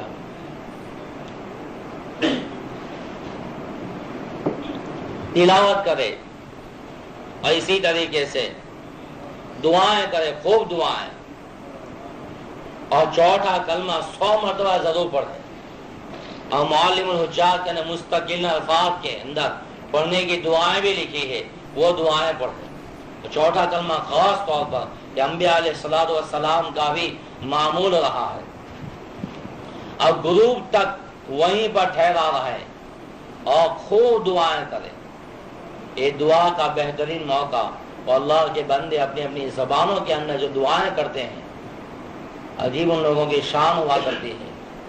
اور وہ اللہ تعالیٰ کیسے منوا رہے ہیں۔ رونا نہ آئے تو رونے کی شکل بنائیں، اور دنیا اور آخرت کی بھلائی مانگیں، اللہ تعالیٰ سے دعائیں کریں، اپنے گناہوں کے اوپر ندامت اور اللہ تعالیٰ کا شکر ادا کریں کہ ان گناہ والے بدن کے ساتھ اللہ تعالیٰ نے یہاں حاضری کی توفیق نصیب فرمائی کہ جہاں پر اللہ کا ہر نبی پہنچا ہے، اللہ کے مقدس بندے پہنچے ہیں، اور آپ بھی پہنچ رہے ہیں، اور کیسے کیسے مجمع کے اندر ہوں گے، اور کیسے کیسے دعائیں کرنے والے ہوں گے، اور کیسا ان کا تعلق اللہ تعالیٰ کے ساتھ جڑا ہوا ہوگا۔ لغوی آگ کے اندر بہت زیادہ نہ لگے، وہاں پر اس کا بڑا اثر پڑتا ہے، اور کھانے پینے کی چیزیں تلاش کرنے کے اندر نہ لگیں، بلکہ زیادہ تر وقت یہ حقوق کے اندر، حتیٰ کہ حقوق کی اہمیت کے بارے میں یہ ہے کہ وہ ایک گھڑی کے لیے بھی زوال سے لے کر غروب تک آ گیا تو اس کا حج ادا ہو گیا، ایک گھڑی کے لیے، حتیٰ کہ سوتا ہوا کوئی آ گیا تب بھی اس کا ادا ہو جائے گا۔ اور آج کل تو حکومت نے بڑا بھاری انتظام کیا ہے کہ جو لوگ ہاسپٹالوں کے اندر پڑے ہوئے ہیں وہ بیچارے آ نہیں سکتے، ان کے حج کے فوت ہونے کا اندیشہ، کہ ایمبولینس کے اندر ان کو لایا جاتا ہے باقاعدہ، اور عرفات کے میدان میں سے گزار کر کے اس وقت تک لایا جاتا ہے تاکہ بیچارہ حج کر کے مرے، اس کا حج فوت نہ ہو۔ بڑا بھاری انتظام ان کا۔ اب وہاں پر غروب تک، اور غروب کے بعد یہ عرفات کے میدان سے نکلے گا، وہاں پر تمام چاروں طرف عرفات کے میدان کے اندر یہ بورڈ لگائے ہوئے ہیں کہ یہاں سے عرفات کی ابتدا ہوتی ہے، اور دور کے کنارے پر دیکھو گے یہاں عرفات کی انتہا ہوتی ہے، تو اس حدود کے باہر نہ نکلے جب تک کہ غروب نہ ہو جائے۔ بعض لوگوں کو آپ دیکھو گے تو حدود کے باہر حقوق کر لیتے ہیں تو ان کا حج صحیح نہیں ہوتا، ان کی ابتدا نہ کرے بلکہ حدود کے اندر چلا جائے، جہاں بورڈ لگا ہوا ہے اس کے اندر والے حصے کے اندر کہیں بھی حقوق کر لے، اور وہاں دعائیں کرتا رہے۔ اور خاص طور پر یہ مغرب سے پہلے کا وقت، غروب سے پہلے کا وقت، اس وقت عام طور پر لوگ اپنے طور پر واپس جانے کی تیاری کے اندر، مزدلفہ کی تیاری کے اندر ایسے لگ جاتے ہیں کہ دعا بھی چھوٹ جاتی ہے۔ ایسا نہیں کرنا چاہیے، بلکہ تو عین دعا کے قبول ہونے کا وقت ہے، اس کو وصول کرنا چاہیے، اور عربی کی دعا نہیں بلکہ اپنی اپنی زبانوں کے اندر جیسے مانگ سکتے ہو اپنے پروردگار کو راضی کرنے کی کوشش کریں۔ اور خاص طور پر اس کے اندر اور دعاؤں کے ساتھ ایک دعا یہ بھی کرے کہ ہماری حاضری آخری حاضری نہ ہو، اللہ تعالیٰ بار بار اس مقدس زمین کے اوپر حاضری کی توفیق نصیب فرمائے۔ یہ دعا ضرور کریں۔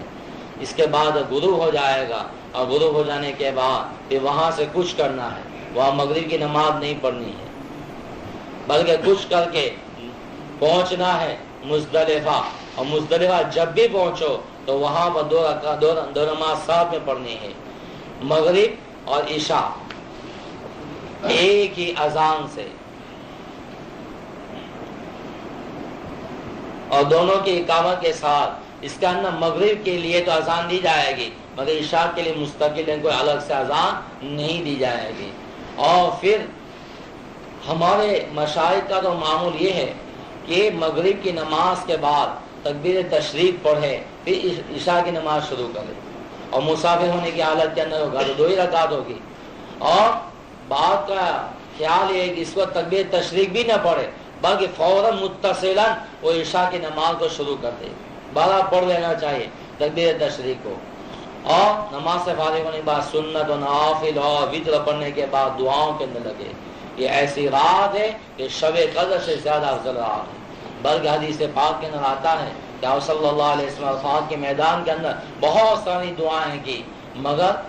ان کی آپ صلی اللہ علیہ وسلم دعائیں قبول ہوئی مگر ایک دعا قبول نہیں کی گئی، تب بھی دعا فرماتے رہے۔ جب مزدلفہ پہنچے تو بار بار وہ دعائیں کی، تو اس کے اندر وہ دعا عرفات کے میدان میں قبول نہیں ہوئی تھی، اللہ تعالیٰ نے مزدلفہ کے میدان کے اندر اس دعا کو بھی قبول فرما لیا۔ تو بڑی فضیلت والی رات ہے، شب قدر سے زیادہ اس کی فضیلت بیان کی ہے، تو اس رات کو غنیمت سمجھے۔ یہ نہیں کہ اگلے دن نکلے ہوئے مینا، وہاں سے پھر نکلے ہیں عرفات، اور پھر تھکے ماندے آئے ہیں مزدلفہ، اور پھر میٹھی نہیں سو جائیں گے۔ ارے سنا تو بہت ہے.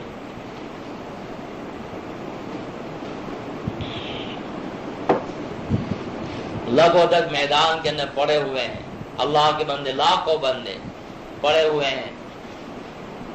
اور اللہ تعالیٰ کو منوانے کی کوشش کر رہے ہیں. اب یہ رات کا وقوف ہے، یہ مزدلفہ کا وقوف. اب اصل وقوف جو ہے مزدلفہ کا وہ صبح صادق کے بعد متصلاً، یہ اصل وقوف ہے. یہ وقوف چھوٹ گیا دم لازم ہو جائے گا، اور عرفات کا وقوف چھوٹ گیا تو اس کا حج گیا. یہ دو وقوف نہایت ہی اہم ہے، مگر اس کا درجہ مزدلفہ کے وجوب کا، یہ وجوب کا درجہ ہے اور وہاں وہ رکن کی حیثیت کے اندر ہے. اب فجر کی نماز جیسے ہی صبح صادق کو متصلاً پڑھے اور پڑھ لینے کے بعد یہ جو وقوف کرے گا، یہ وقوف اصل وقوف ہے، اس کا ایک گھڑی کا وقوف ہو گیا، وہ بھی ہو گیا. اب یہ پھر چلے گا کس کی طرف؟ مینا کی طرف. اب مزدلفہ کا میدان بھی بہت لمبا چوڑا ہے، آتے آتے تو سورج بھی نکل آئے گا بلکہ اوپر بھی چڑھنے لگے گا. اب مینا پہنچے گا، اور مینا پہنچنے کے بعد سب سے پہلے کام کرنا ہے جمرات کی رمی میں ایک جمرہ عقبہ کی رمی، ایک ہی شیطان کو کنکر مارنا 7، اور وہاں سے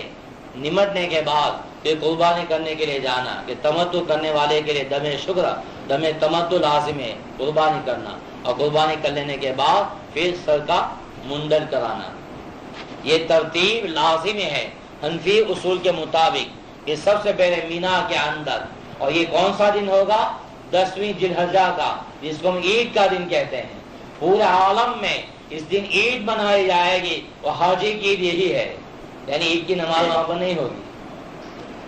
پوری دنیا اس دن کے اندر عید کی نماز پڑھے گی، مگر حاجی عید کی نماز نہیں پڑھے گا، بلکہ کیا کرے گا؟ اس دن سب سے پہلے رمی کرے گا جمرہ عقبہ کی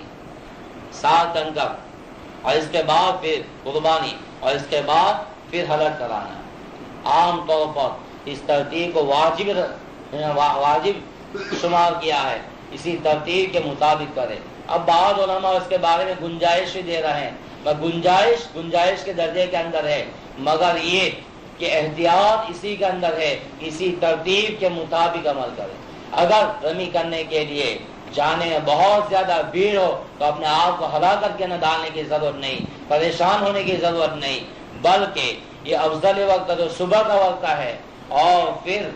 زوال کے بعد بھی کرنا چاہو کر سکتے ہو، بلکہ پہلے دن تو صبح ہی سے رمی کا وقت شروع ہو جاتا ہے، جس کی وجہ سے ظہر تک تو بہت مجمع چھٹ جاتا ہے، رمی کر لیتا ہے، اور متفرق طور پر وہ دوسرے دیگر مناسک کے ادا کرنے کے اندر لگ جاتے ہیں. اس وجہ سے آپ ظہر کے بعد جاؤ یا عصر کے بعد جاؤ تب بھی اس کی اجازت ہے، اس کے اندر کوئی کراہیت نہیں ہے. اتنا ہوگا کہ افضل وقت کو وہ عمل نہیں کیا، مگر بھیڑ بھاڑ کے اندر اپنے آپ کو ڈالنا اور اس کا نقصان اٹھانا تکلیف کے اندر، اور خصوصاً عورتوں کے لیے تو حکم ہی کہ رات کے اندر رمی کرے، کمزوروں کے لیے، بیماروں کے لیے بھی حکم ہے. مگر آج کل جو گڑبڑی ہوتی ہے ہماری بے احتیاطی کی وجہ سے، کہ شریعت نے گنجائش دی، اور اس گنجائش کے اندر یہ نہیں کہ تمام ایک ہی وقت کے اندر ادا کر لے، یہ تو ہوگا نہیں. اتنا بڑا مجمع 20-25 لاکھ کا ایک ہی وقت میں جانے کی کوشش کرے گا اور ڈکا مکی ہوگی تو اس صورت کے اندر کوئی پریشان ہوگا، کسی کو پریشان کرے گا. ہم تو پھندے پہنچ جاتے ہیں کہ جس کا رمی کرنے والے حضرات اکثر رمی کر چکے ہوتے ہیں تو نہایت آسانی کے ساتھ قریب جا کر کے رمی. اس کے اندر ایک چیز اور کہ کوئی ضعیف و بیمار ہو وہاں جا نہیں سکتا، کوئی اور اتنی ضعیفہ ہے وہاں جا نہیں سکتی، تو اس کے لیے نائب بنانے کی اجازت ہے. مگر نائب بنانے کے اندر وہ شرائط ہے، اس کے اندر ایک شرائطوں میں سے یہ بھی ہے کہ جو شخص ایسا کمزور، ایسا ضعیف اور ایسا بیمار ہے کہ کھڑے ہو کر نماز نہیں پڑھ سکتا، بیٹھ کر نماز پڑھنے کی شریعت اس کو اجازت دی کہ ایسے لوگ اپنی طرف سے اپنے کسی آدمی کو نائب بنا دے، اور وہ نائب اپنی رمی کرنے کے بعد جس کی طرف سے نائب بنا ہے اس کی طرف سے نیت کرنے کے ساتھ 7 کنکر مار دے گا تو وہ بھی اس کے لیے کفایت کر جائے گا. مگر یہ کہ تندرست ہٹا گٹا ہے اور کوئی بیماری نہیں اور کسی کو نائب بنا دے تو یہ رمی نہیں ہوگی، رمی چھوٹ جائے گی تو دم لازم ہو جائے گا. اور ہو رہا ہے، بلکہ اب تو اللہ رحم فرمائے، ایک تو کسی کی طرح ہٹا گٹا بیٹھا ہے اور وہاں پر یہ ناشتہ کر رہا ہے، جانے میں کوئی حرج نہیں، اور کسی کو نائب بنا دیا، کہنے کے لیے جائے گا بھائی تمہارا نائب بنانا صحیح ہے، یہ سب چلتا ہے، بڑو چھا رہے چلو معاف کر دے،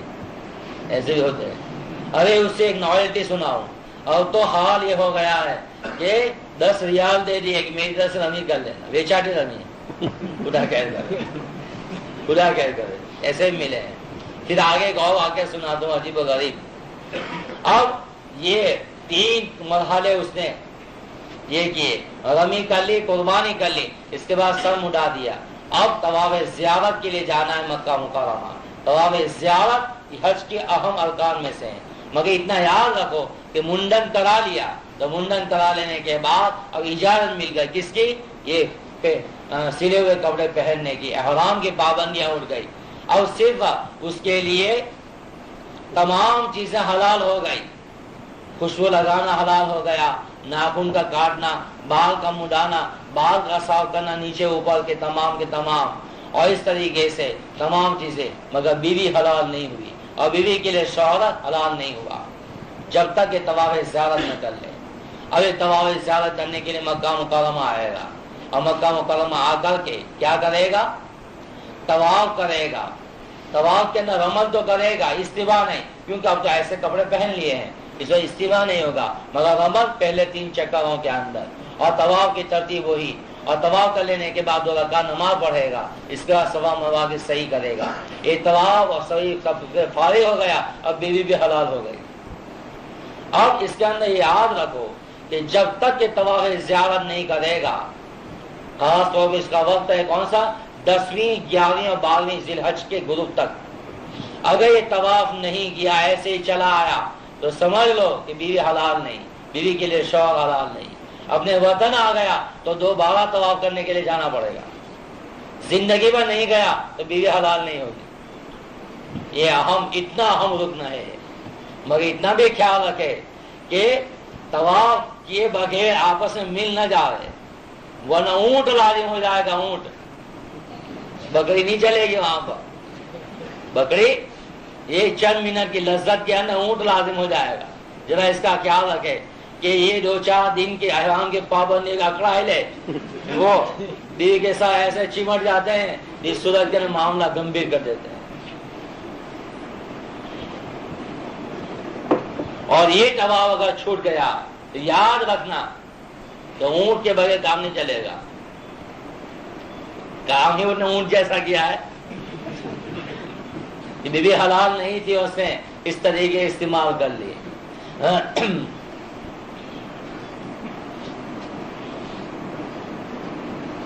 ایک لطیفہ درمیان میں سنا دوں۔ ایک دن ایک ہمارے دوست سے وہ مل گئے کہ بھائی ایک معاملہ پیش آیا، شروع میں کیا کیا جائے، کیا ہوا؟ لیکن ایک لڑکا یہاں سعودی کے اندر کام کرتا ہے، اور اس نے اپنے والدین کو انڈیا سے بلایا حج کرنے کے لیے، تو بیچارہ جوان تھا اور وہ دونوں بوڑھے تھے، اس نے پورے طور پر ان کو سہولت پہنچانے کی کوشش کی، اور باقاعدہ مینا لے گیا، عرفات لے گیا، مزدلفہ لے گیا، اور پھر مینا لایا۔ اب مینا لایا تو بڑو ضلع کے رہنے والے تھے، جس کی وجہ سے وہ ذرا بہادری بتانے کے لیے اس وقت رمی کرنے کے لیے گئے جب بہت زیادہ بھیڑ تھی۔ اب بھیڑ کی وجہ سے وہاں پر وہ پھنس گئے، دھکا مکی میں دھکے چڑھ گئے، اور ایسے پھنسے کہ بالکل معاملہ مشکل ہو گیا، بہت مشکل ہو گیا، نکلنا مشکل، اور ڈھکے کر اتنے پریشان کہ اس کے اندر یہ اپنی ماں کے سنبھالنے کے اندر باپ کو سنبھال نہ سکے، اور جو بہادری دکھلانے کے لیے گئے تھے تو بہت زیادہ اس کے اندر پریشانی اٹھانی پڑی۔ بہرحال بچ گئے، بچ جانے کے بعد پھر آئے اور انہوں نے پھر رمی کروا لی، پھر قربانی بھی کر لی اور سر بھی مڈا دیا، اور سر بھی مڈا دینے کے بعد پھر مکہ مکرمہ آئے طواف زیارت کرنے کے لیے۔ تو وہ بڈھا کہنے لگا میں طواف زیارت کرنے کے لیے نہیں آؤں گا، اور اس کو سمجھایا کہ اس کے بغیر حج پورا نہیں ہوتا، چاہے بوڑھو ٹھائے کہ نہیں ٹھائے، کونکڑی میں جوئی لی دو، اس کا ایک ہی جواب، کونکڑی میں جوئی لی دو۔ اب ککڑی مارنے کے اندر جو پریشان ہوئے تھے، کونکڑی میں جوئی لی دو۔ اب وہ اپنے دوستوں کو بلا لایا کہ اگر یہ طواف نہیں کرے گا ایسے ہی لیا جائے گا تو میری ماں کا کیا؟ اب معاملہ بڑا بھاری سنگین، اور سمجھایا دوستوں نے اور سب آگے سمجھانے لگے، مگر بڈھا ماننے کے لیے تیار نہیں۔ ایک نے لطیفہ چھوڑا کہ ایسا کرو اس کو وہ گہن کی ٹکری دے دو، نیند اس کو چڑھ جا رہے، اس کا ڈولی میں اس کا طواف کرا دینا۔ ارے اب وقت چلا جا رہا ہے، وقت چلا جا رہا ہے، اور تیسرے دن غروب سے پہلے اگر نہیں کیا تب بھی دم لازم ہو جائے گا۔ اس کے بعد بھی کیا تو کرنا تو پڑے گا ہی، کرنا تو پڑے گا ہی، مگر وقت کی تاخیر کی وجہ سے ایک بکری اس کے اوپر لازم ہو جائے گی۔ اب یہ پریشان کہ ایک بکری کی قیمت بھی کن گی 350,000 تقریباً، اور انڈیا کے حساب 3,500 روپے۔ اب بہت دیر تک سمجھایا، پھر تو پکڑ پکڑ کر کے اس کی لے گئے، چند ساتھی مل کر کے طواف کرایا۔ تار میں الجھن میں پڑ جاتے ہیں، الجھن میں پڑنے کی ضرورت نہیں، بھیڑ بھاڑ کا جو زمانہ ہے، اور بھیڑ بھاڑ آج کل تو بہت ہوتی ہے، تو اس صورت کے اندر اگر دیر میں بھی جاؤ گے کنکری مارنے کے لیے تو اس صورت کے اندر کوئی پریشانی نہیں ہوگی۔ اور اب طواف زیارت کرنے کے بعد پھر دوبارہ مینا چلے جائے، مینا چلے جانے کے بعد اور دوسرے دن کی رمی کرنا ہے، مگر اس کا وقت شروع ہوگا زوال کے بعد، مگر اس وقت اتنی کثیر بھیڑ ہوتی ہے کہ اس وقت ہم تو جانے کی ہمت نہیں کرتے، بلکہ مغرب کے بعد یا عشاء کے بعد جائیں گے۔ اور کتابوں میں عام طور پر تو یہ لکھا ہے کہ ضعیف اور عورتوں کے لیے اور بیماروں کے لیے رات میں کرنا چاہیے، اور مگر بھیڑ بھاڑ کی وجہ سے اب تو یہ لکھنے لگے ہیں کہ رات میں بھی کریں گے تو کراہیت نہیں ہوگی، کیونکہ مسلسل رمی کرنے والے رمی کرتے ہیں، کب سے؟ زوال سے رمی کرتے ہوئے چلے جا رہے ہیں، اس کے باوجود مغرب تک پورا نہیں ہوتا، بلکہ اس کے بعد بھی آدھی رات تک بھی رمی ہوتی رہتی ہے۔ تو دیر میں جائے، رات کا آدھی رات میں جا کے صبح صادق سے پہلے کر لے، مطلب یہ کہ صبح صادق ہو گئے یا نہیں کی تو یہ رمی رہ گئی تو اس کو دم لازم ہو جائے گا، یعنی بکری قربانی لازم ہو جائے گی۔ اور دوسرے دن رمی کرنا ہے تینوں جمرات کی، ان کے چھوٹے شیطان کی اور بیچ والے کی اور بڑے شیطان کی، تینوں جمرات کی رمی۔ اور ہر ایک کے اندر کیا ہے؟ ہر ایک کے اندر ہر ایک کو ساتھ ساتھ کر یہ جمرات جس کو ہم شیطان سے تعبیر کرتے ہیں، اصل ہے یہ کہ ابراہیم علیہ السلام جب اسماعیل علیہ السلام کو ذبح کرنے کے لیے لے گئے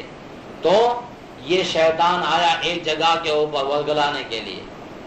تو ابراہیم علیہ السلام نے وہاں پر 7 کنکریوں کو ماری تھی تو وہاں ڈس گیا تھا، اور اس کے بعد پھر دوسری جگہ پر آیا، وہاں پر اسی 7 کنکری ماری، ڈس گیا تھا، اور تیسری جگہ کے اوپر آج کل کیا ہے وہاں پر کھمبا بنا دیا ہے، پورا کھمبا، اور اس کے ارد گرد مڈیر بنائی ہے، جیسے کنویں کے ارد گرد مڈیر بنائی ہے، اور انہوں نے بھیڑ کی کثرت کی وجہ سے بڑے انتظامات کیے ہیں کہ پورا یہ کیا کہ ایک کھمبا بہت اونچے تک لے گئے اور اوپر پورا سلیب بڑھ دیا، اور سلیب بڑھنے کے بعد وہاں پر اوپر بھی آدمی رمی کرے تو اس میں وہاں پر مڈیر بنا دی، اور اس کا سلیب اس طریقے سے دے دیا، اور نیچے سوراخ، اوپر سے رمی کرنے والا رمی کرتا ہے تو اس سوراخ میں سے وہاں پر گرتے ہیں جہاں پر نیچے رمی کرنے والا رمی کرتا ہے، تو لاکھوں آدمی اوپر بھی اور لاکھوں آدمی نیچے بھی ایک ساتھ رمی کر سکتے ہیں۔ یہ سہولت ہے، تو چاہے نیچے سے کرو چاہے اوپر سے کرو، بہرحال اس کے اندر، مگر اس کے اندر اور پہلے دن کی رمی میں فرق ہے کہ پہلے دن کی رمی صرف جمرہ عقبہ کی ہے، رمی کر کے چلتے بننے کا، دوسرے دن جب رمی کرے گا تو پہلے جمرات کی رمی کرنے کے بعد سائڈ کے ہٹ جائے اور قبلے کی طرف منہ کر کے دعا کرے، اور اس کے بعد پھر دوسرے جمرے کی رمی کرے، پھر ہٹ جائے اور پھر دعا کرے، اور دعا کرنے کے بعد پھر تیسرے جمرے کی رمی کرے، اس کے بعد دعا نہ کرے بلکہ ایسے ہی چلا جائے۔ اور رمی کرنے کے اندر کنکری جب مارے تو مارنے کی صورت کے اندر مخصوص کے لیے بھی دعا سکھلائے گئے ہیں، وہ دعا پڑھ کر کے رمی مارے اور رمی کرے، اور تیسری رمی کے بعد چلتا بنے۔ اب اس کے بعد جو ہے تو اپنے خیمے کے اندر قیام کرے۔ آج کل سہولت پسند لوگ خیمے کے اندر ان راتوں کے اندر قیام نہیں کرتے، بلکہ مکہ مکرمہ ادھر ادھر کہیں جہاں سہولت ہوتی ہے وہاں پہنچ جاتے ہیں، نہیں، مینا کے اندر رمی کی رات کو مینا کے اندر گزارنا چاہیے. اور صلی اللہ علیہ وسلم مینا کے اندر گزاریے. حضرت عمر رضی اللہ تعالیٰ عنہ کے بارے میں تو آیا ہے کہ عمر رضی اللہ تعالیٰ عنہ کسی کو مطالعے معلوم کرتے کہ اس نے مینا کے اندر رات نہیں گزاری بلکہ مکہ مکرمہ کے اندر گزاری ہے تو اس کو کوڑے سے اس کی خبر لیتے. اس کی اہمیت ہے. مگر وہاں پر آج کل کیا ہو رہا ہے کہ انگلش کے اندر، عربی کے اندر، اردو کے اندر اور دوسری زبانوں کے اندر وہاں کے مسلک سلفی کے اعتبار سے کچھ کتابیں شائع ہوئی ہے اور ایئرپورٹ سے ہی پکڑا دیتے ہیں. اور انگلش جاننے والے کو انگلش، یہ اردو جاننے والے کو اردو اور دوسری زبانوں میں بھی ہے. اور اس کے اندر وہ اپنے مسلک کے مطابق لکھی ہوئی باتیں، اس کے اندر ان چیزوں کے متعلق ان کے یہاں سہولتیں ہیں تو حاجیوں کو سہولت دینے کے لیے وہ بات ان کے مسلک کے مطابق لکھی ہے. اور ہمارا حاجی یہ دیکھتا ہے تو اب تو سہولت پسند یہ ہے کہ جتنی سہولت سے ادا ہو جائے ادا کر لینے کا، تو اس صورت کے اندر وہ اس کو دیکھ کر کے عمل کرنے والا بن جاتا ہے. تو ایسا نہیں، مینا کی رات مینا کے اندر ہی گزارنا چاہیے. اب دوسرے دن کی رمی کرنے کے بعد رات گزاری، پھر تیسرا دن آئے گا تو تیسرے دن کے اندر بھی کیا کریں، زوال کے بعد اس کا وقت ہوتا ہے تو اس وقت. اور تیسرے دن بھیڑ کہ اب لوگوں کے ذہن کے اندر یہ ہے کہ تیسرے دن اگر مغرب ہو گئی تو چوتھے دن کی بھی رمی کرنی پڑے گی. اس لیے اور وہاں سے چھٹکارا حاصل کرنے کے لیے زوال سے پہلے بلکہ 10 بجے سے وہاں بھیڑ شروع ہو جاتی ہے. اور جو گڑبڑ گزشتہ سال بھی ہوئی تو اسی وقت کے اندر ہوئی ہے. تو ایسی اجلت بازی سے کام نہ لے، آہستہ آہستہ اپنے طور پر جیسے ادا کرنا چاہے سہولت کے ساتھ اس کے اندر اس کا خیال رکھیں. بلکہ ہم تو مغرب کے بعد عشاء کے بعد جاتے ہیں تو بالکل قریب میں جا کر مار دیتے ہیں اور بھیڑ بھاڑ کے اندر ایسے ڈکے لگتے ہیں کہ اللہ کے بنا.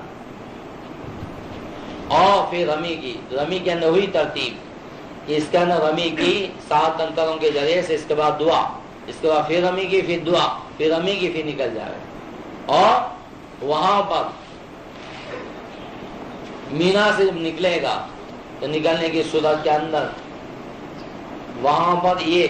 کہ صبح صادق اگر ہو گئی تو اس صورت میں چوتھے دن کی رمی کرنی پڑے گی. اگر صبح صادق سے پہلے نکل گیا تو اس میں کراہیت لکھی ہے، مگر یہ کراہیت دن میں رمی کرنے کی صورت کے اندر نہیں آتی. وجہ یہ ہے کہ وہاں مینا کا اینڈ جو ہوتے وہاں پر پہاڑ کے اوپر بڑا بورڈ لگا ہوا ہے تو یہ جہاں رمی کرتے ہیں تو یہ رمی کا جو اوپر والا حصہ ہے وہاں کے سامنے ہی دکھائی دے گا. اسے نیچے اترے گا تو گویا کہ مینا کے حدود سے وہ نکل گیا. تو نکل جانے کی وجہ سے اب وہ کراہیت میں سے نکل جاتا ہے. اب یہ حاجی بن گیا، مکہ مکرمہ آئے گا اور اپنے روانگی کا وقت ہوگا تو اس صورت کے اس کو طواف ودا کرنی پڑے گی. اور روانگی کا وقت نہیں، اب دیر ہے تو درمیان کے اندر کیا کریں، کثرت سے طواف کرے اور کثرت سے جتنا عمرہ ہو سکے کرے. اور عمرہ کرنے کے لیے کیا کرے، عمرہ کرنے کے لیے 2 جگہیں ہیں، جون سی جگہ آپ کے لیے مناسب ہو وہاں وہ پہنچے، اس کے اندر گھر اور مکان سے احرام باندھ لے اور وہاں عمرہ کے لیے مستقل بسیں رکھی ہوئی ہوگی. مسجد عائشہ تنعیم لے جائے گی، مکہ مکرمہ سے 3 میل کے فاصلے کے اوپر ہے. وہاں جا کر کے وہاں غسل کے پورے انتظامات ہیں، غسل کریں. پھر مسجد عالیشان ایئر کنڈیشن بنی ہوئی مسجد عائشہ، وہاں جا کر کے 2 رکعت نماز پڑھے عمرے کے احرام باندھنے کے لیے اور اسی ترتیب کے مطابق وہ نیت کریں عمرے کی. اور نفل عمرہ جتنا کرنا چاہے وہاں سے آئے طواف کرے، 2 رکعت نماز پڑھے، صحیح کرے اور صحیح کر لینے کے بعد بال کو پھر مڈا دے دے، 1 عمرہ ہو گیا. اس طرح جتنا عمرہ کرنا چاہو عمرہ کر سکتے ہو. اور کثرت سے عمرہ کرنا اور کثرت سے طواف کرنا یہ وہاں کا مشغلہ رکھے. زندگی کے اندر سعادت ملی ہے، سفر کرو صحت یاب ہو جاؤ گے، عمرہ کرو مالدار بن جاؤ گے.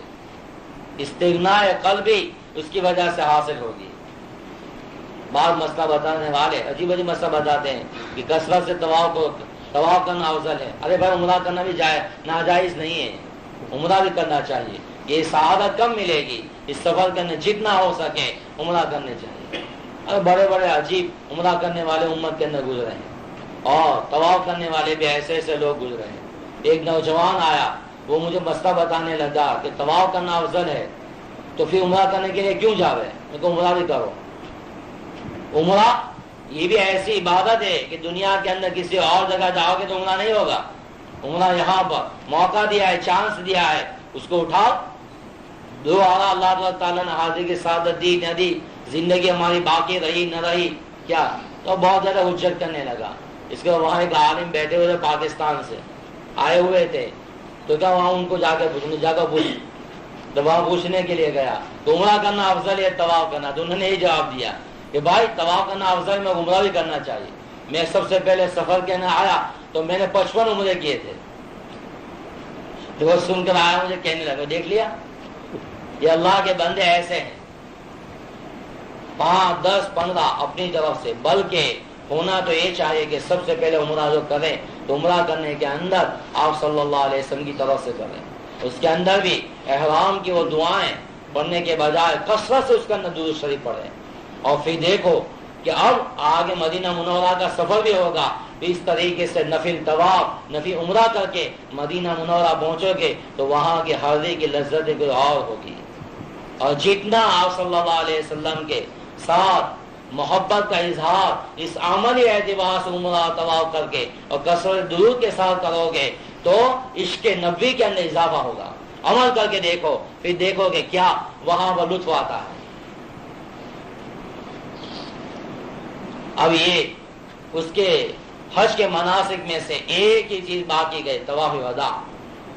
طواف وداع یہ روانگی کے وقت کیا جاتا ہے، اور طواف زیارت کے بعد جو بھی طواف کر لیا وداع ہو سکتا ہے، مگر جب جانے کی تیاری کرے تو آخری اس کا عمل کیا ہونا چاہیے کہ طواف وداع، اس کے اندر 7 چکر لگانے کا اور طواف وداع کی نیت سے اور 2 رکعت نماز پڑھنے کی، اور اس کے بعد افسوس کرتا ہوا اور روتا ہوا اور کعبہ کے باغین آخری نگاہ ڈالتا ہوا یہ واپس آئے، اور اس تمناؤں کے ساتھ اور اس دعاؤں کے ساتھ کہ اللہ تعالیٰ بار بار یہاں پر آنے کی ہمیں سعادت توفیق دے.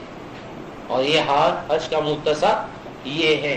اور اس کے علاوہ پھر مدینہ منورہ جانا ہے تو مدینہ منورہ جانے کے اندر بھی راستے کے اندر بھی وضو کا اہتمام جتنا ہو سکے. اور دوسری بات کہ راستے کے اندر کثرت سے مساجد آئے گی، وہاں وہ جہاں ٹھہرائیں تو وضو کر لے، نماز کا وقت اور نماز پڑھ لیں اور کثرت سے درود. بلکہ مشائخ کا معمول تو عجیب رہا ہے. مولانا مسعود اللہ صاحب کے جو خلیفہ ہیں حاجی فاروق صاحب، ایک مرتبہ مدینہ منورہ جانے سے پہلے آخری سلام کے طور ان سے ملنے کے لیے گیا تو میں نے کہا کہ آج رات سفر ہے. تو انہوں نے کہا کہ دیکھو کہ مدینہ منورہ جاتے ہوئے بس کے اندر جب بیٹھو گے تو وضو کے ساتھ آپ سفر کریں، اور مدینہ منورہ کے راستہ جو ہے لمبا راستہ ہے، رات کو بیٹھے ہوئے تو صبح پہنچیں گے یا صبح میں بھی دیر ہو جائے تو اس وقت آپ 1000 مرتبہ یہ سورہ کوثر پڑھ لیں. مشائخ کا معمول رہا ہے تو اس کے اوپر بھی عمل کریں اگر موقع ہو تو، اگر کوشش یہ کریں.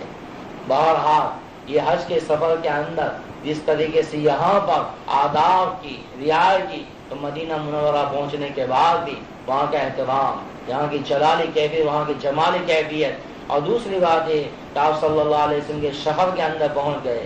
تو وہاں کا ادب بھی بہت زیادہ مربوط رکھنا چاہیے. مولانا احمد علی لاہوری رحمۃ اللہ علیہ کے متعلق سنا کہ وہاں پر جب وہ تشریف لائے تو تشریف لانے کے بعد مسجد نبوی کے اندر چلتے تو بالکل آہستہ آہستہ، کبھی قدموں پر بالکل آہستہ آہستہ چلتے. کسی نے پوچھا کہ ایسے کیوں چلتے ہیں تو فرمایا میرے محبوب اس سرزمین کے اندر آرام فرما رہے ہیں، میرے پیروں کی آہٹ کی وجہ سے ان کے آرام کے اندر خلل نہ پڑے. عشق کا معلوم نہیں کیا انداز اور نرالا ہے. اور اپنے آپ کو گناہوں سے ضرور بچائیں. یہ پورا سفر گناہوں سے جتنا اجتناب بشر ہے، بشری تقاضی کی وجہ سے ہو جائیں تو صورت کے اندر توبہ استغفار بھی کثرت سے کرتے رہیں. ایک مرتبہ عصر کی نماز کے بعد میں بیٹھا ہوا تھا مطاف کے اندر، لاکھوں کا مجمع اور طواف کرنے والے طواف کر رہے تھے اور کعبۃ اللہ کو دیکھ رہا تھا. ایک بڑے میں آ کے بیٹھ گئے، ان کا چہرہ دیکھ کر سمجھ آیا کہ کوئی اللہ والا آدمی ہے. اب میں نے ان سے پوچھا تو پاکستان کے سرحدی علاقے کی کوئی جگہ بتائی، مجھے بھی پوچھا، میں نے بتایا. اس کے بعد وہ جو نصیحت فرمانے لگے تو ان کے کلام کے اندر اتنی تاثیر تھی کہ جس کی وجہ سے دل کے اوپر اثر کر رہا تھا۔ اب میں متوجہ ہو گیا، بجائے تعبد اللہ کے دیکھنے کے ان کی باتوں کی طرف بالکل ہمادن متوجہ، بڑی عجیب عجیب باتیں کر رہے تھے اور نصیحت کر رہے تھے۔ درمیان کے اندر انہوں نے ایک عجیب بات کہی کہ بیٹے، اتنا سارا مجمع پورے عالم سے یہاں پر آیا ہوا، کوئی کہاں کا رہنے والا، کوئی کہاں کا رہنے والا، ہر ایک اس تمناؤں کے ساتھ آیا ہے کہ اللہ تعالیٰ میری مغفرت فرما دے، اور یہاں آنے کے بعد یہ سب یہ چاہتے ہیں کہ اس حال کے اندر لوٹوں کہ میری مغفرت ہو جائے، مگر یہاں آ کر بھی کوئی گناہ کرنے لگے تو یہ مغفرت کے لیے دنیا میں کہاں جائے گا۔ بڑی عجیب بات کہی انہوں نے، یہاں آ کر بھی گناہ کرے اور گناہ کرتا رہے تو دنیا میں مغفرت کے لیے کہاں جائے گا۔ دل کے اندر بات لگ گئی کہ واقعی میں یہ شخص جو کہہ رہے ہیں بڑی پتے کی بات کہہ رہے ہیں۔ آج کل جب حج کے ایام بالکل قریب آ جاتے ہیں تو مجمع اس قدر بڑھ جاتا ہے کہ طواف کرنے کے اندر مرد عورتیں مخلوط ہو کر کے طواف کرتے ہیں، تو اس وقت بڑے احتیاط کی ضرورت ہے کہ عورتوں کے بدن کا حصہ ہمارے بدن کے اندر مس نہ ہو جائے۔ تو دھکا ان کی ہوتی ہے، آدمی بچنا بھی چاہے، پیچھے دھکا لگا تو بیچاری بھی کیا کرے، وہ آگے جو ہوگا اس کے ساتھ لگ جائے گی۔ تو اس صورت کے اندر اگر بچ نہیں سکتے، دور دور سے بچ نہیں سکتے، تو بات احتیاط پسند لوگ تو اوپر سے طواف کرتے ہیں، اوپر والے حصے میں، اور وہ لمبا جگہ ہو جاتا ہے تو اتنی طاقت نہ ہو، احتیاط نہیں کر سکتے، تو کچھ دن توقف کریں اور حج کے بعد جب بھیڑ کم ہو اس کے بعد طواف کریں، مگر ایسے وقت کے اندر بڑے احتیاط کی ضرورت ہے۔ کبھی فتنے کا زمانہ ہے اور وہاں پہنچنے کے بعد ہم کسی فتنے کے اندر مبتلا نہ ہو جائیں، اللہ اس سے ہماری حفاظت فرمائے۔ اور یہ بات کہ وہاں پر یہ رمی کے سلسلے کے اندر بہت بے احتیاطی ہو رہی ہے، یہی وہ پہلے کہان ہے کہ یہ درہم دے کر کے ایک آدمی عجیب بات سنا رہا تھا اپنی ذاتی، ان کے ساتھ مل کر کے کچھ مستورات تھی۔ اب اس وقت وہ واقعہ پیش آیا کس کا، یہ وہاں یہ رمی کرتے ہوئے دھکا مکی ہوئے ایک چند افراد ہلاک ہو گئے۔ حکومت کی اس کے اندر کوئی کوتاہی نہیں تھی، کوتاہی کس کی تھی، یہ پڑم پڑی کرنے والوں کی۔ تو اب عورتوں نے جب سنا اور وہاں افواہیں پھیلی کہ 600 کا انتقال، 1000 کا انتقال، تعداد جو آ رہی تھی افواہوں کے ذریعے سے، کوئی کیا بتا رہا ہے، کوئی تو 6000 ٹھوک رہا تھا۔ اب یہ سب تو عورتیں ڈر گئی، اور اس بڑے میاں کہتے تھے کہ مجھے کہا کہ تم مرنے کے لیے مت جانا، ہم غمی کرنے کے لیے آنے والے نہیں، شیطان و گنگی مارنے کے لیے آنے والے ہے ہی نہیں، بلکہ ہم تو چلے جائیں گے مکہ مکرمہ۔ تو کہا کہ بھائی تم مکہ مکرمہ چلے جاؤ گے تو غمی رہ جائے گی تو دم لازم ہو جائے گا، ایک دم ادا کر دیں گے، 350 ریال جو دینا ہے نا، ایک بکری ذبح کر دیں گے۔ اب مانا ہی نہیں اس نے، وہ عورتیں تھی، مانا ہی نہیں، اس کو سمجھایا، اب وہ بھی مجبور ہوا اور اس کے دل کے اندر پشیمانی ہوئی کہ حج کرنے کے لیے آیا اور غمی جیسا ایک منصب اس کو ادا کیے بغیر جاؤں گا، مگر عورتوں کے سامنے مجبور ہو گیا، آ گیا مکہ مکرمہ۔ آنے کے بعد اس کو پھر جذبہ کہ صبح صادق تک وقت ہے تو ابھی دوبارہ میں تو چلا جاؤں، ان کی طرف سے وہ ادا کر دے گی۔ عورتوں نے جانے نہیں دیا، عشاء کی نماز پڑھ کر کے آیا پریشانی کے عالم میں، افسوس زندگی کا افسوس رہے گا کہ حج کرنے کے لیے آیا اور اس طریقے سے میں چھوڑ کے چلا جا رہا ہوں۔ اب کہتے ہیں کہ کچھ دیر کے بعد 2 ایک افراد آئے، آنے کے بعد کہا کہ جن جن کی رمی رہ گئے ہو تو اس صورت کے ہم کو نائب بنا دو، ہم ان کی طرف سے رمی کر دیں گے۔ تو کہتے 6 تھے، عورتوں نے سنا تو کتنا لیں گے، لیکن 300 ریال کتنا، اور 6 کی طرف سے کتنا ہو گیا، 1800 ریال انہوں نے لے لیا۔ لے لینے کے بعد وہ چلے گئے، رات کو 1-2 بجے آئے، آنے کے بعد اطلاع دے دی کہ تمہاری رمی کر کے آ گئے ہیں، سو گئے۔ فجر کی نماز کے بعد جب نماز پڑھنے کے لیے گیا تو اس صورت کے اندر ہمارے دوست تھے، ان کو بتایا کہ ہماری رمی ایسے ہوئی، لیکن کسی مفتی کو جا کے پوچھ، تمہاری رمی ہوئی نہیں۔ کہ ابھی بیچاری زمین کر لائے وہ، اس کو ڈانٹا تو وہ ڈر گیا ابھی گھوٹالا ہی ہے، تو کسی کو پوچھنے کے لیے گیا تو کہ تمہاری زمین ادا نہیں ہوگی. یہ نائب بنا کر کے ہٹے گٹے تھے، تو بھی ہٹا کرتا ہے، عورتیں بھی ایسی تھی، اور انہوں نے زمین چھوڑ دی تو دم لازم ہو گیا. دم تو دینا ہی پڑے گا، اور تم نے جو دیا ہے اس کا کوئی اعتبار نہیں. تو آپ پھر دم دینے کے لیے تو 300 ریال کی وہ ایک بکری. اب سوچئے کتنا خرچہ ہوا، 6 کے 1800، اور پہلے کتنے گئے تھے 1800، کتنے ہو گئے 3600، اور 3600 ہمارے حساب سے کتنا، اس کو 10 کے اندر ضرب دو تو 36,000 روپئے. اس طریقے سے گئے اور کہتا تھا وہ افسوس کرتے ہوئے حج کرنے کے لیے آیا، لاکھوں کا خرچ